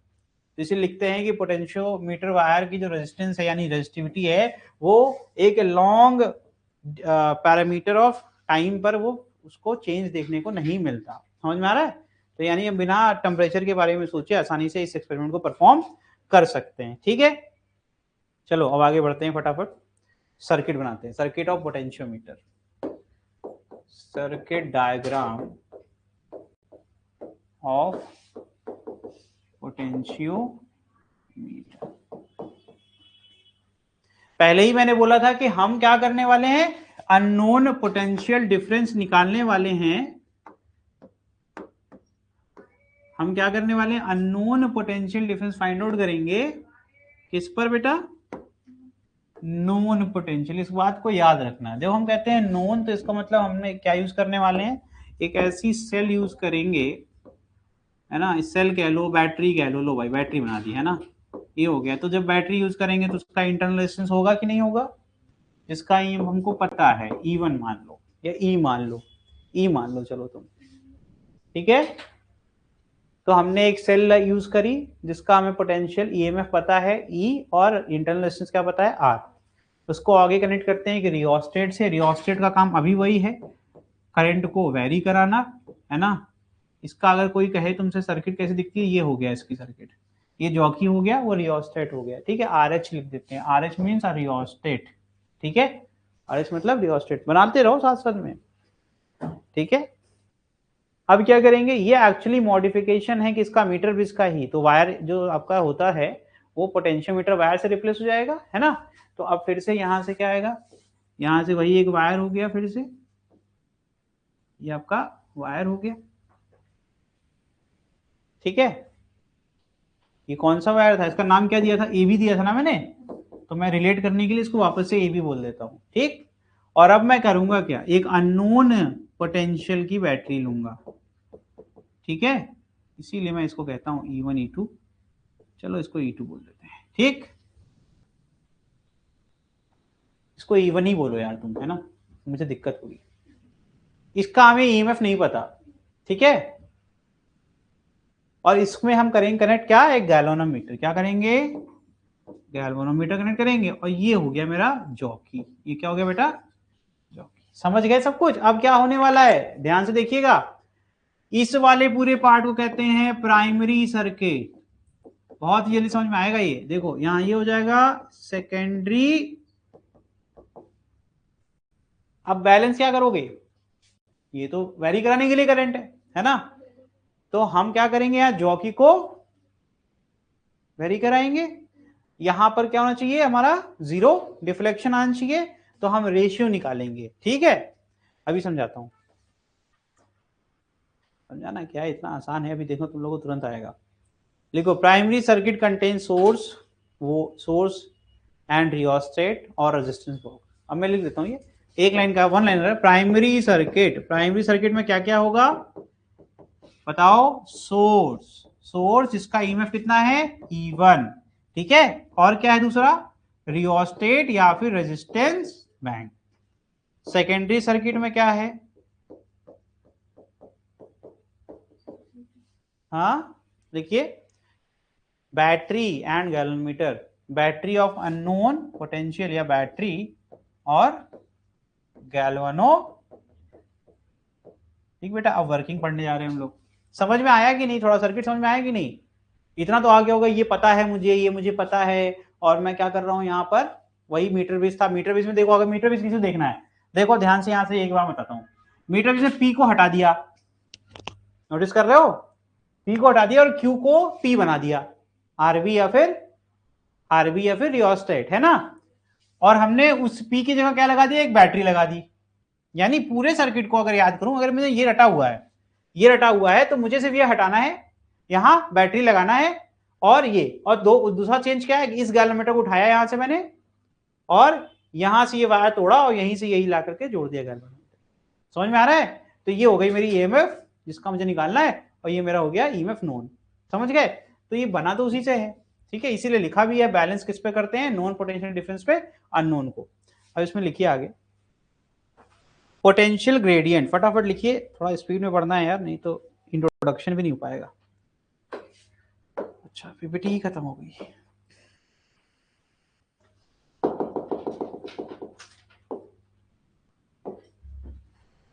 पोटेंशियल ग्रेडियंट, हेडिंग लिखिए पोटेंशियल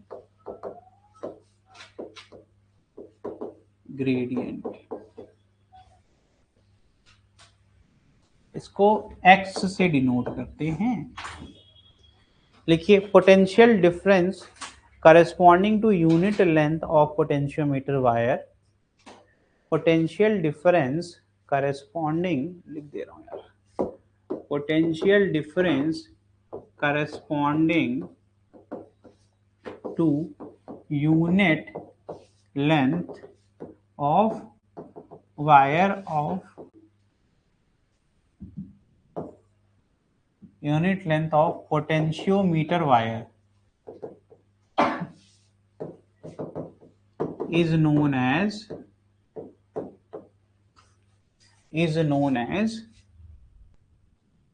potential gradient.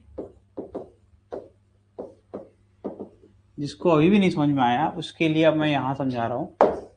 ये ए बी तेरा क्या था, पोटेंशियोमीटर वायर, इसके अक्रॉस एक पोटेंशियल डिफरेंस होगा, होगा ना। तो उस पोटेंशियल डिफरेंस को डिवाइड कर दूं ए बी से, तो जो मिलेगा मुझे वो क्या है, पोटेंशियल। मतलब जो भी पोटेंशियल आ रहा है इन दोनों टर्मिनल के बीच में, अरे ये वी ए होगा बेटा और ये वी बी, तो ये पोटेंशियल डिफरेंस होगा इनके बीच में। इसको डिवाइड कर दूं मैं इसकी लेंथ से, तो मुझे क्या मिल जाएगा, पोटेंशियल ग्रेडियंट। समझ में आया? इसीलिए इसकी यूनिट क्या होती है, यूनिट होती है वोल्ट पर मीटर। समझ में आया? क्यों? क्योंकि आप क्या कर रहे हैं, देखो V A B upon length, length of the A B wire A B, यही है तुम्हारा पोटेंशियल ग्रेडियंट। और मैं यहाँ एल ए बी मेंशन कर दे रहा हूं, एल ए बी में मेंशन कर दे रहा हूं कि ये एल ए बी मेरा ये है। ठीक है मेरे भाई?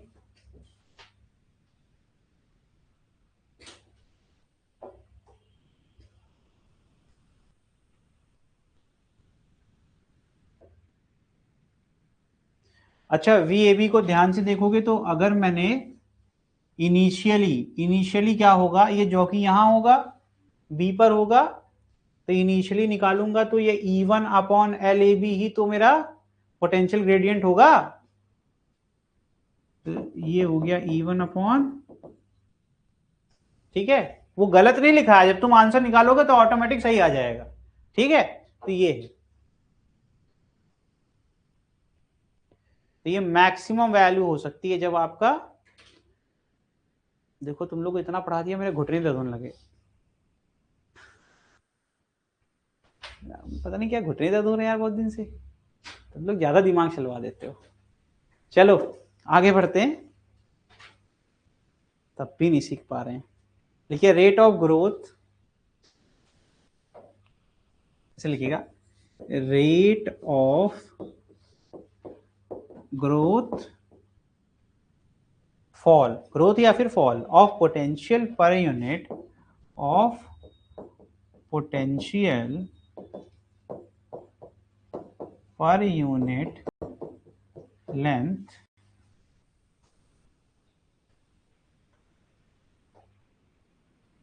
of potentiometer wire is equal to of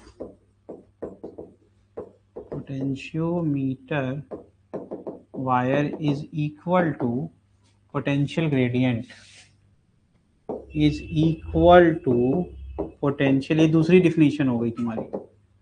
ठीक है मेरे भाई, जिसको पहली समझ नहीं आई वो ये वाली समझ लो। ठीक है,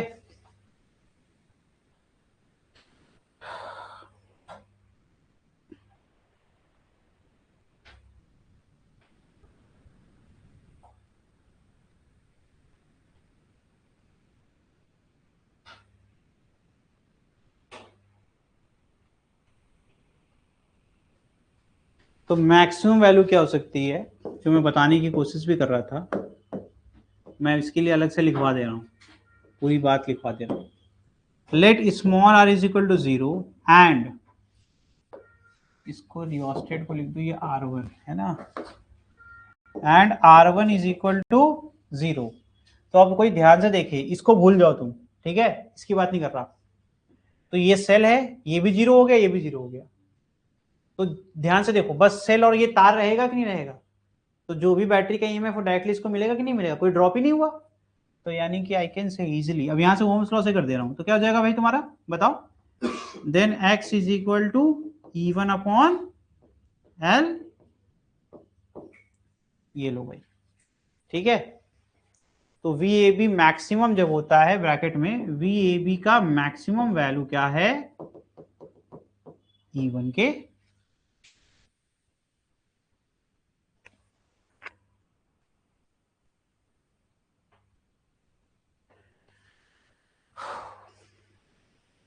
अब आप लोग बताएंगे मुझे डायमेंशन। किसी ने पूछ दिया अगर कि डायमेंशन क्या होगा, तो आप क्या बताने वाले हो, खुद से करो यार, खुद से ट्राई करो।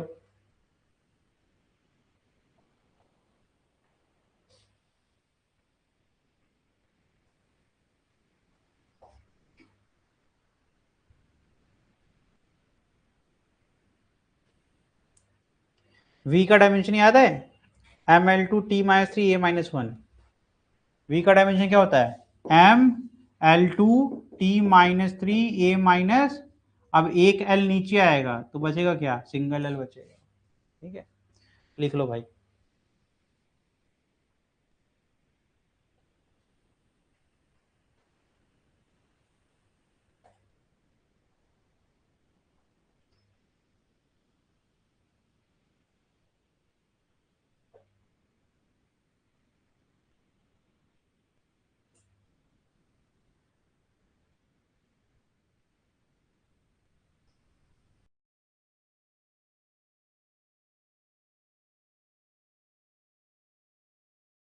तो क्या अब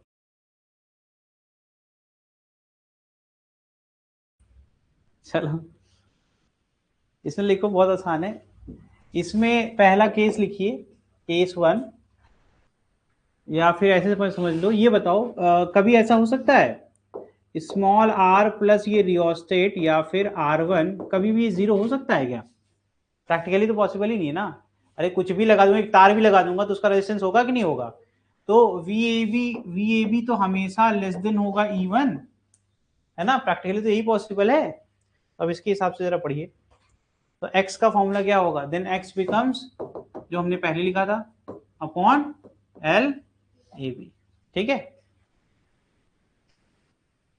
यही ऑलवेज ट्रू है, ऑलवेज। ठीक, इसका दूसरा केस पढ़ो, अब थोड़ा जल्दी जल्दी पढ़ाएंगे। हाँ,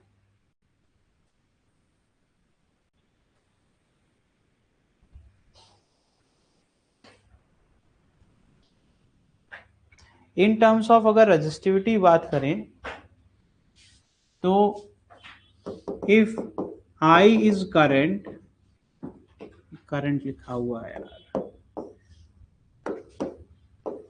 is current through potentiometer wire, potentiometer wire, then VAB is equal to I into RP, और RP क्या है, रेजिस्टेंस ऑफ पोटेंशियोमीटर वायर। समझ गए? तो यहां से क्या जाएगा, x becomes what, I into RP upon, I into RP upon what बेटा, L/AB, है ना। If rho is the resistivity तो रो इज इक्वल टू क्या आ जाएगा, RP अपॉन L।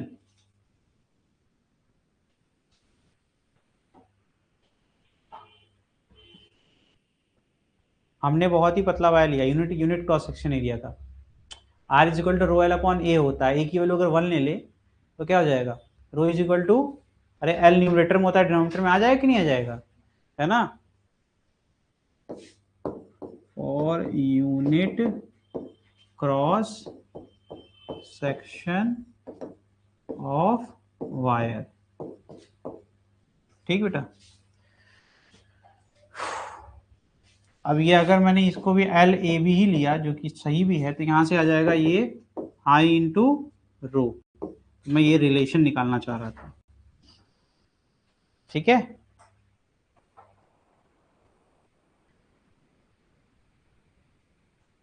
तो अगर अब किसी ने कह दिया करंट इन प्राइमरी सर्किट निकालो, है ना। अब third case, I in primary circuit, loop लगा लो, चाहे जो करना है कर लो, ध्यान से करोगे तो तुम कर लोगे। ठीक है, तो प्राइमरी सर्किट में करंट अगर आई फ्लो कर रहा है, मैं मान के चल रहा हूँ गैल्वेनोमीटर क्या है, ओपन सर्किटेड है इस केस में ना। तो अगर हम टोटल रेजिस्टेंस भी निकालेंगे तो क्या आएगा, देखो टोटल रेजिस्टेंस एक ये और एक ये वाला ए बी का, है ना भाई। तो total EMF of the cell is what, E1 upon small r plus r, rheostat था ना, R1 प्लस RP, यही तो आएगा। लिखो RP क्या है, RP is the resistance of potentiometer wire. लिखो भाई।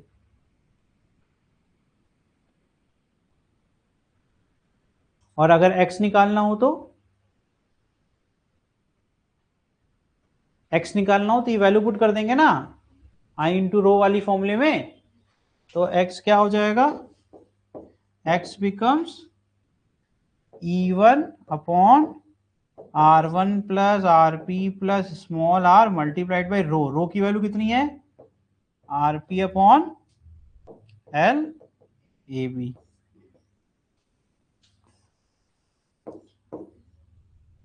लिखो लिखो, समझना है तो पूछो।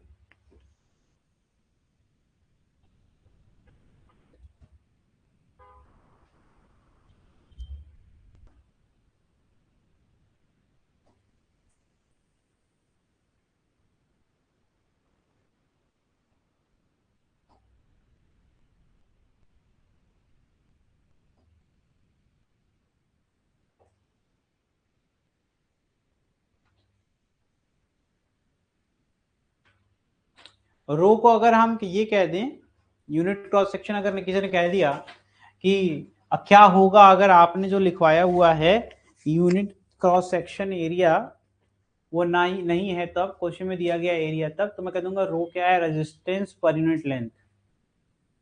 अरे फिर बदल जाएगा ना यार, तुम देखो ना, अभी ये क्यों है, ये मैं लिखा है unit cross section of wire, तो ए की वैल्यू 1 ली है, किसी ने कहा नहीं ए की वैल्यू हम बदल रहे हैं, तो ए की वैल्यू तुम बदल दोगे तो ये रो रह ही नहीं जाएगा, रेसिस्टिविटी रह ही नहीं जाएगा, तब मुझे कहना पड़ेगा ये क्या है, रेजिस्टेंस अपॉन लेंथ, जिसको कहते हैं रेजिस्टेंस पर यूनिट लेंथ है। ठीक है, वो मॉडिफिकेशन करने के लिए रेडी रहना कि एग्जाम में भी अगर करना हो तो हम रेजिस्टेंस पहले से एज्यूम कर चलो, रेजिस्टेंस पर यूनिट लेंथ है ये।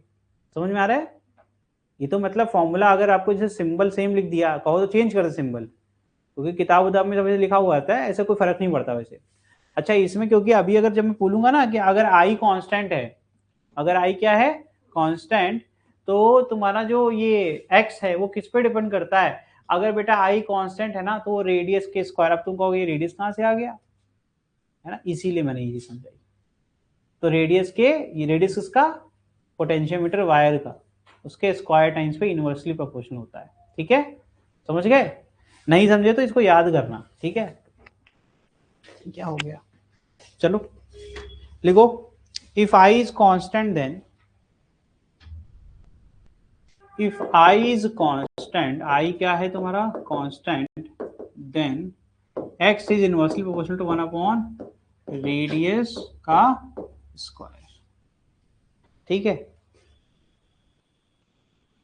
तो x किस पे डिपेंड करता है, तो x डिपेंड्स, मैं सब कुछ शॉर्ट में लिखवा रहा हूँ क्योंकि मुझे जल्दी, रो और कंडक्टिविटी सिग्मा और स्मॉल r, ठीक है, इन पर ये डिपेंड करता है।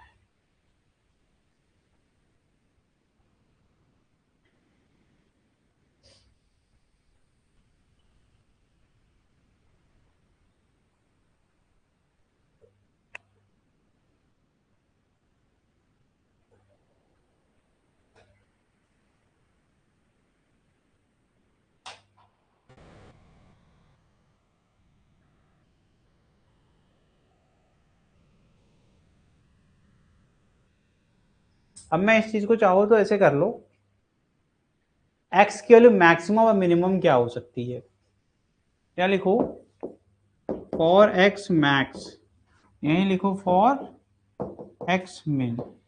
ठीक है भाई, तो x का फॉर्मूला सबको पता है, लिखो इसमें ध्यान से, x मैक्स कब होगा, जब r1 की वैल्यू 0 हो जाए, when r1 becomes 0, when small r becomes 0। ठीक है, अब वैल्यू पुट कर लो,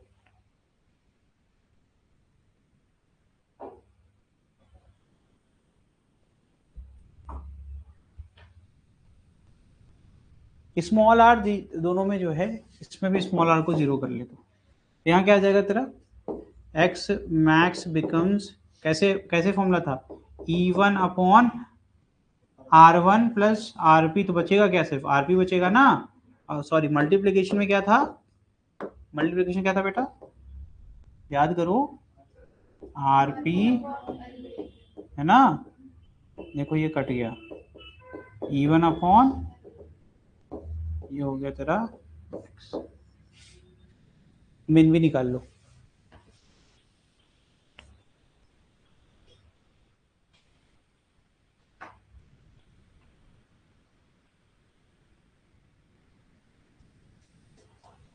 मिन भी निकाल लो, ये हो जाएगा R1 is not equal to 0, R1 becomes R, तो ये हो जाएगा तुम्हारा x min is equal to E1 upon, अब क्या हो जाएगा R प्लस RP हो जाएगा RP अपॉन LAB। अब हम लोग क्या करने वाले हैं, इसको कह देंगे x मैक्स, ठीक है। तो बचेगा क्या, तो अगर हम ध्यान से देखें तो x min upon x max becomes RP upon R plus RP, या फिर मैक्स हमेशा लोग ऊपर रखना पसंद करते हैं, तो ये हो जाएगा R प्लस RP अपॉन, है ना, ये जो है ये सब न्यूमेरिकल के लिए।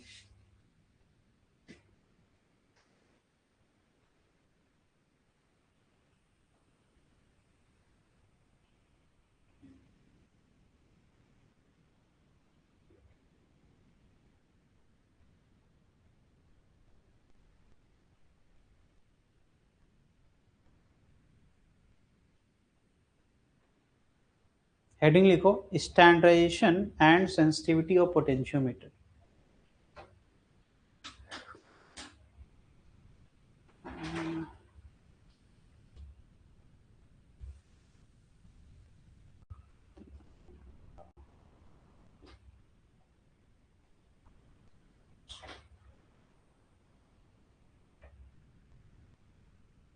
लिखो चलो,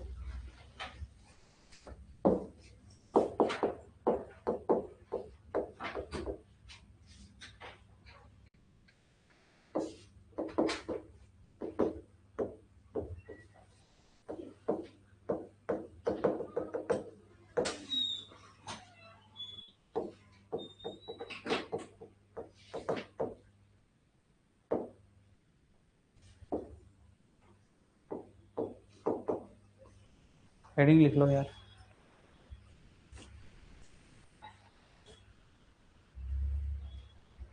If balance length for a standard cell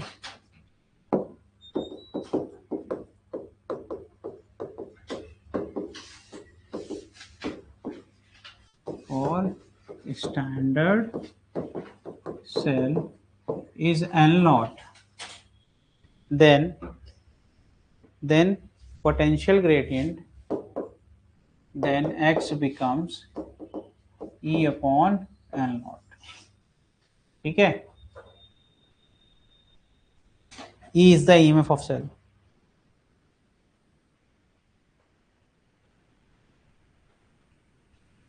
अब यहाँ लिखो हेडिंग लिखो सेंसिटिविटी, सेंसिटिविटी पहला लिखो x decreases, sensitivity increases।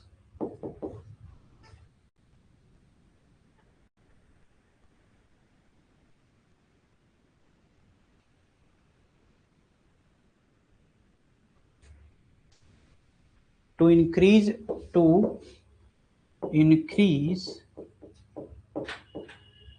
sensitivity, RH increases, so LV क्या होता है, इंक्रीज हो जाता है।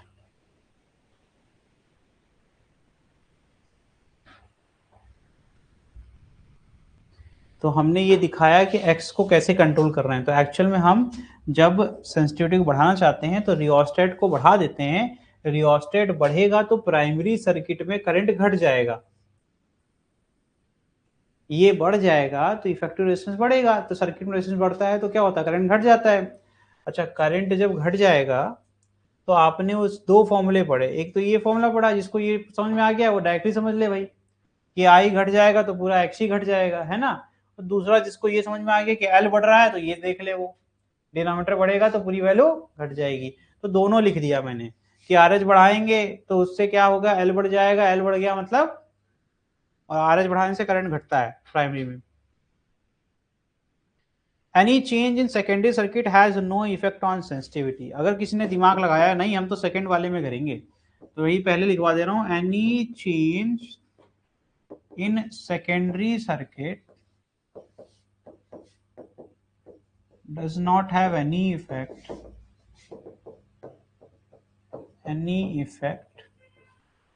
on sensitivity। सेंसिटिविटी पे कोई फर्क नहीं पड़ता।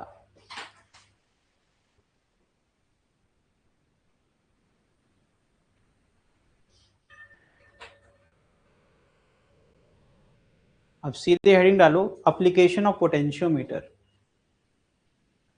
हो गया ये, हेडिंग लिखो application of potentiometer. Application of potentiometer. इसमें पहला लिखो comparison of EMF of two cell.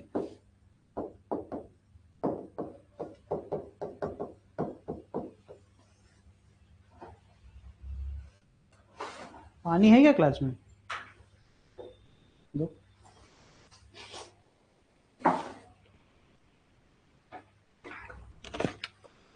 चलो इसमें सर्किट बनानी है। पहले आप एक काम करो, पहले ये बना लो, ये वाला तो बना ही सकते हो, रियोस्टेट इतना बना लो। ये हो गया ए, और ये क्या हो गया बी।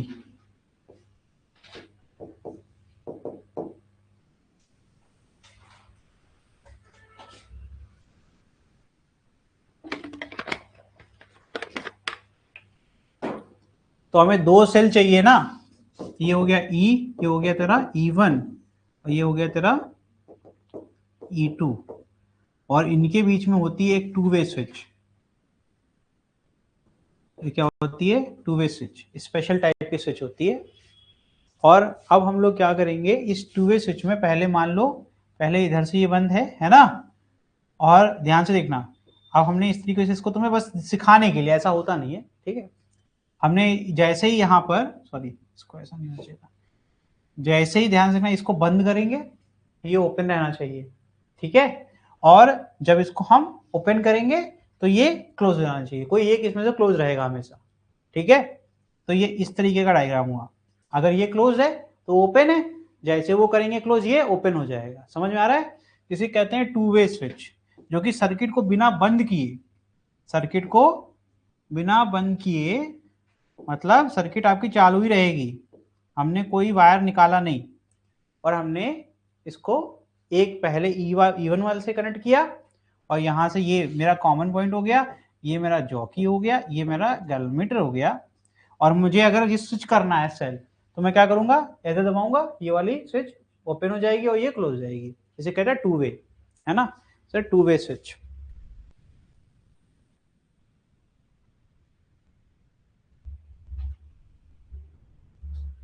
इसका नंबरिंग कर लो, 1 2 एंड 3।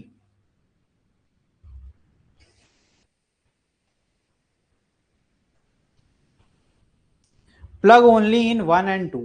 अगर हमने 1 2 कनेक्ट किया, पहला स्टेप क्या है, प्लग ओनली इन 1 2, ठीक है। 1 2 को हमने प्लग कर दिया, तो क्या जाएगा, जॉकी इज एट पोजीशन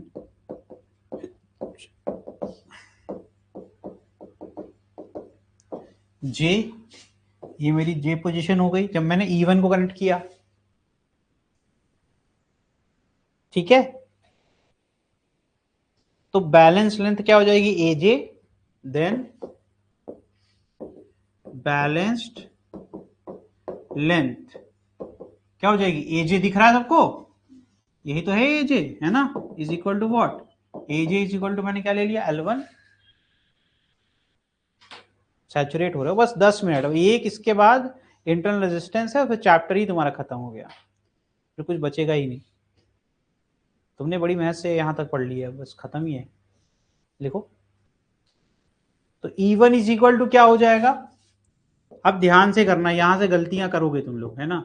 अब यहां से ध्यान से पढ़ना, मैं जो सिखा रहा हूं, अब इतनी मेहनत किए हो तो खराब मत करो इसको। L1, ये L1 हो गया, ध्यान से देखना। तुम्हें कुछ नहीं आता है, तुम्हें याद है ये प्राइमरी सर्किट होती थी सर, है ना, ये सेकेंडरी सर्किट होती थी, ये तो याद है। और हम लोग को ये भी याद है कि हम लोग मान के चलते थे कि यहां पर लगा हुआ है गैल्वेनोमीटर, और कहते थे ये भी जीरो है तुम्हारा, रियोस्टेट जीरो है, इंटरनल मैंने लगाया नहीं इस बार। तो ई जो यहाँ पोटेंशियल है, उसके क्रॉस होगा कि नहीं होगा, ए बी के क्रॉस। तो फॉर्मूला क्या था, E upon L A B ना, जिसको ए बी कह सकते हैं आप।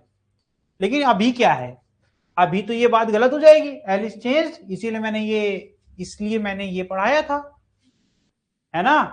तो इसका मतलब है अब हमारा नया फॉर्मूला कैसा दिखेगा, तो मैं कहूंगा यार E1, ध्यान देखना, पैरेलल में कनेक्टेड है, नहीं दिखा जिसको, ये देखो भाई, इस ब्रांच के पैरेलल है, ये पूरी सर्किट इसके ही पैरेलल है, और पैरेलल ब्रांचेस में वोल्टेज क्या होता है, सेम होता है।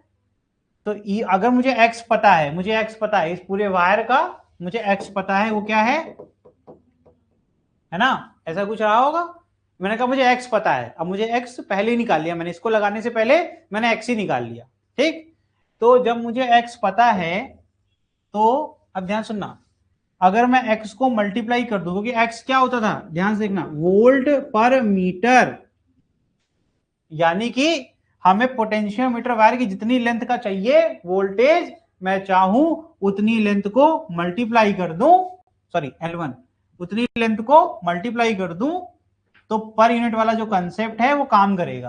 क्योंकि मैंने सिखाया था पर यूनिट कंसेप्ट क्या होता है, कि आप क्या करेंगे, जो भी पैरामीटर पता है, हमें वोल्टेज पता है, हाँ ठीक है पता है, जो भी वोल्टेज है उसको डिवाइड कर दीजिए टोटल लेंथ से डिवाइड कर दिया, तो ये क्या आ गया बताओ, पोटेंशियल पर यूनिट लेंथ, यही तो आया।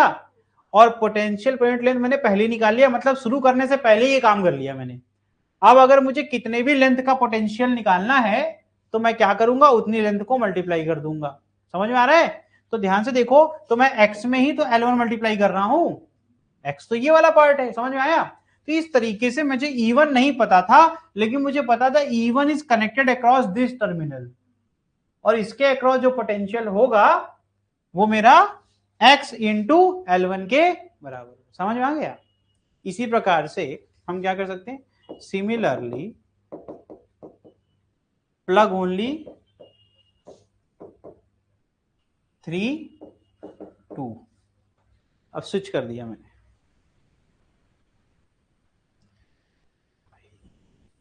अब जब मैंने, अब डायग्राम चेंज करूंगा, अब जब मैंने इसको स्विच कर दिया है ना, 3 से 2 की तरफ, है ना, अब क्या होगा, अब मेरा जॉकी अब मेरा बदल जाएगा ना, अब मेरा डॉटेड वाला जॉकी बनेगा, और वो कहीं J डैश पे जाएगा, और ये मेरी लेंथ हो गई L2, है ना।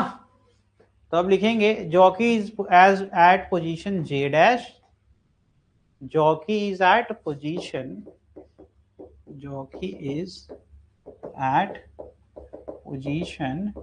J dash, है ना भैया।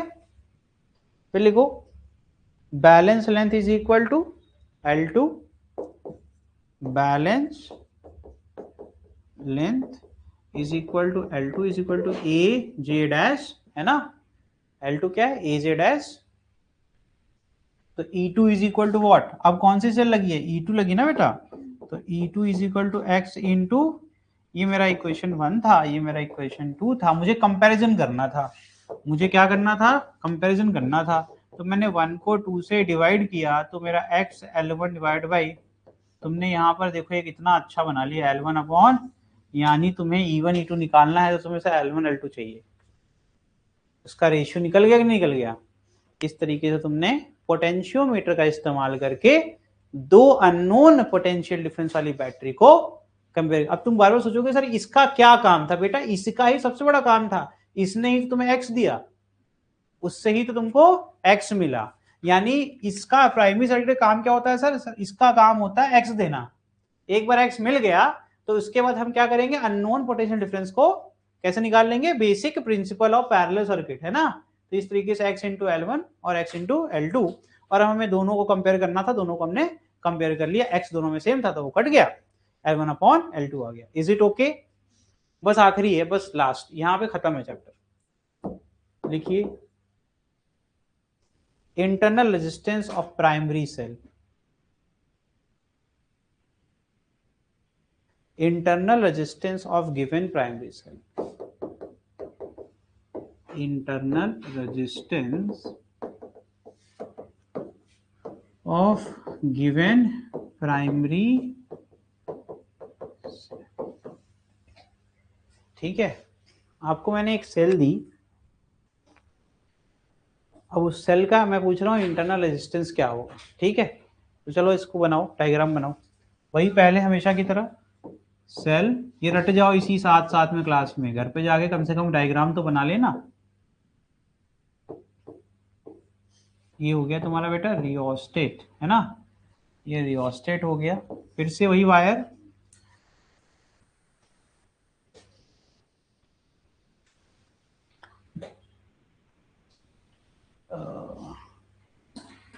अब सेकेंडरी सर्किट में क्या होगा, एक सेल लगेगी। सेकेंडरी में क्या लगेगी, एक सेल लगेगी। यहां तक तो सेम है सर्किट। ये हो गया तुम्हारा ए, ये हो गया तुम्हारा बी, ये हो गई तुम्हारी सेल जो तुमको पता है। ये मैंने इसकी वैल्यू लिखी लो, E1 लिख लो इसको, ये E हो गया, ठीक है। अब इसको कनेक्ट करोगे गैलोमीटर से, फिर से उसी तरीके से क्या करोगे, इसको कनेक्ट करोगे एक गैलोमीटर से, ठीक है। अब इसके पैरेलल में क्या लगाओगे, एक रेजिस्टेंस बैंक लगाओगे। पैरेलल में क्या लगाइएगा आप, एक रेजिस्टेंस बैंक लगाना है। फिर एक लगाना है तुमको की टू कंट्रोल द सर्किट, ठीक है। तो जिसने भी अगर पढ़ा है सेल के बारे में उसको पता है, एक होता है ईएमएफ ऑफ द सेल, एक होता है टर्मिनल पोटेंशियल, है ना, ये V प्लस होता है ना। लिखो, तो R का फॉर्मूला क्या बन जाएगा, ठीक है।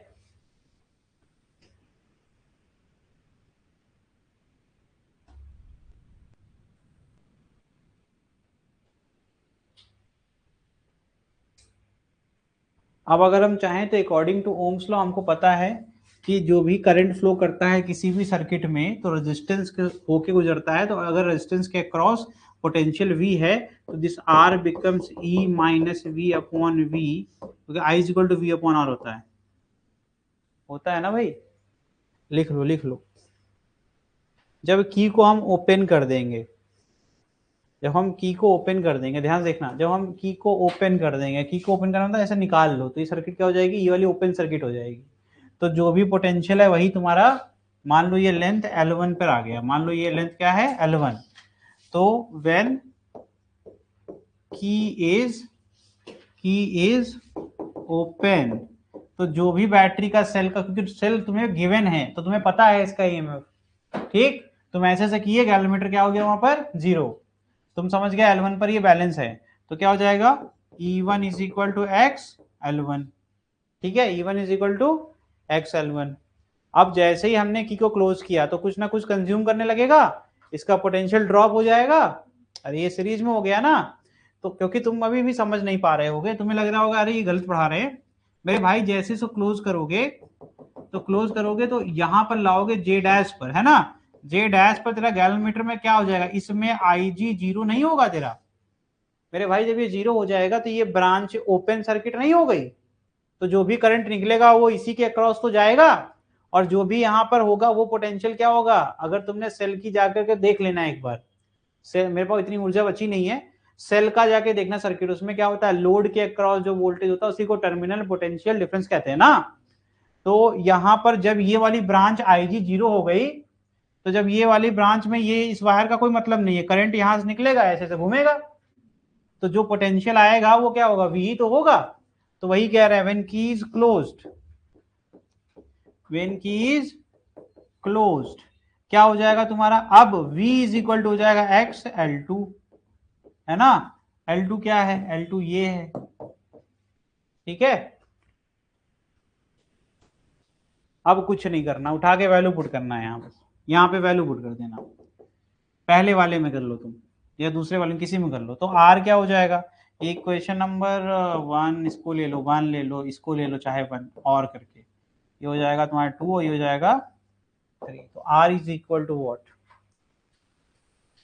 सबकी वैल्यू पुट करिए। तो यहाँ आ जाएगा, सुनो ध्यान से, XL1 minus XL2 upon XL2, x common लोगे कट जाएगा, L1 minus L2 upon L1 minus L2 upon L2 multiplied by R is the value of resistance bank. ठीक है, सॉरी वहां पे R की वैल्यू ले लो आप, जो सर्किट में करंट फ्लो कर रहा था। दिस बिकम्स योर रेजिस्टेंस, इसके ऊपर R लिख दे रहा हूं मैं ताकि तुम्हें समझ में आता रहे कि R है क्या।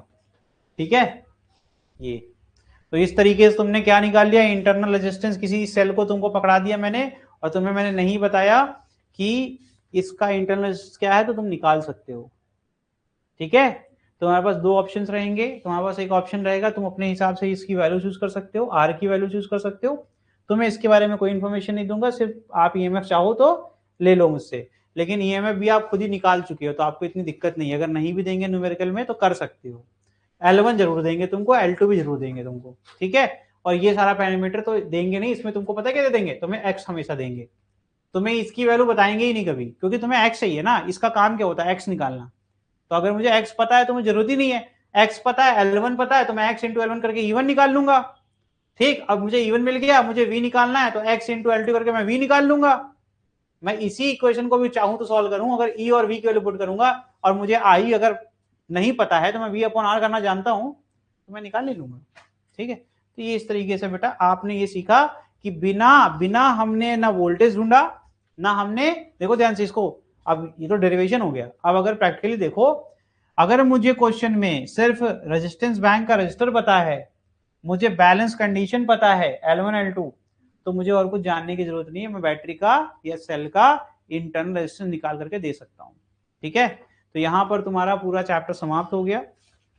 अब ये एक टॉपिक बचा हुआ है जो दो चैप्टर का मिक्सअप है, इलेक्ट्रोस्टैटिक में भी है और इलेक्ट्रिसिटी में, दैट इज कैपेसिटर, वो हम लोग पढ़ेंगे कल। ठीक है, चलिए आज के लिए इतना ही, थैंक यू।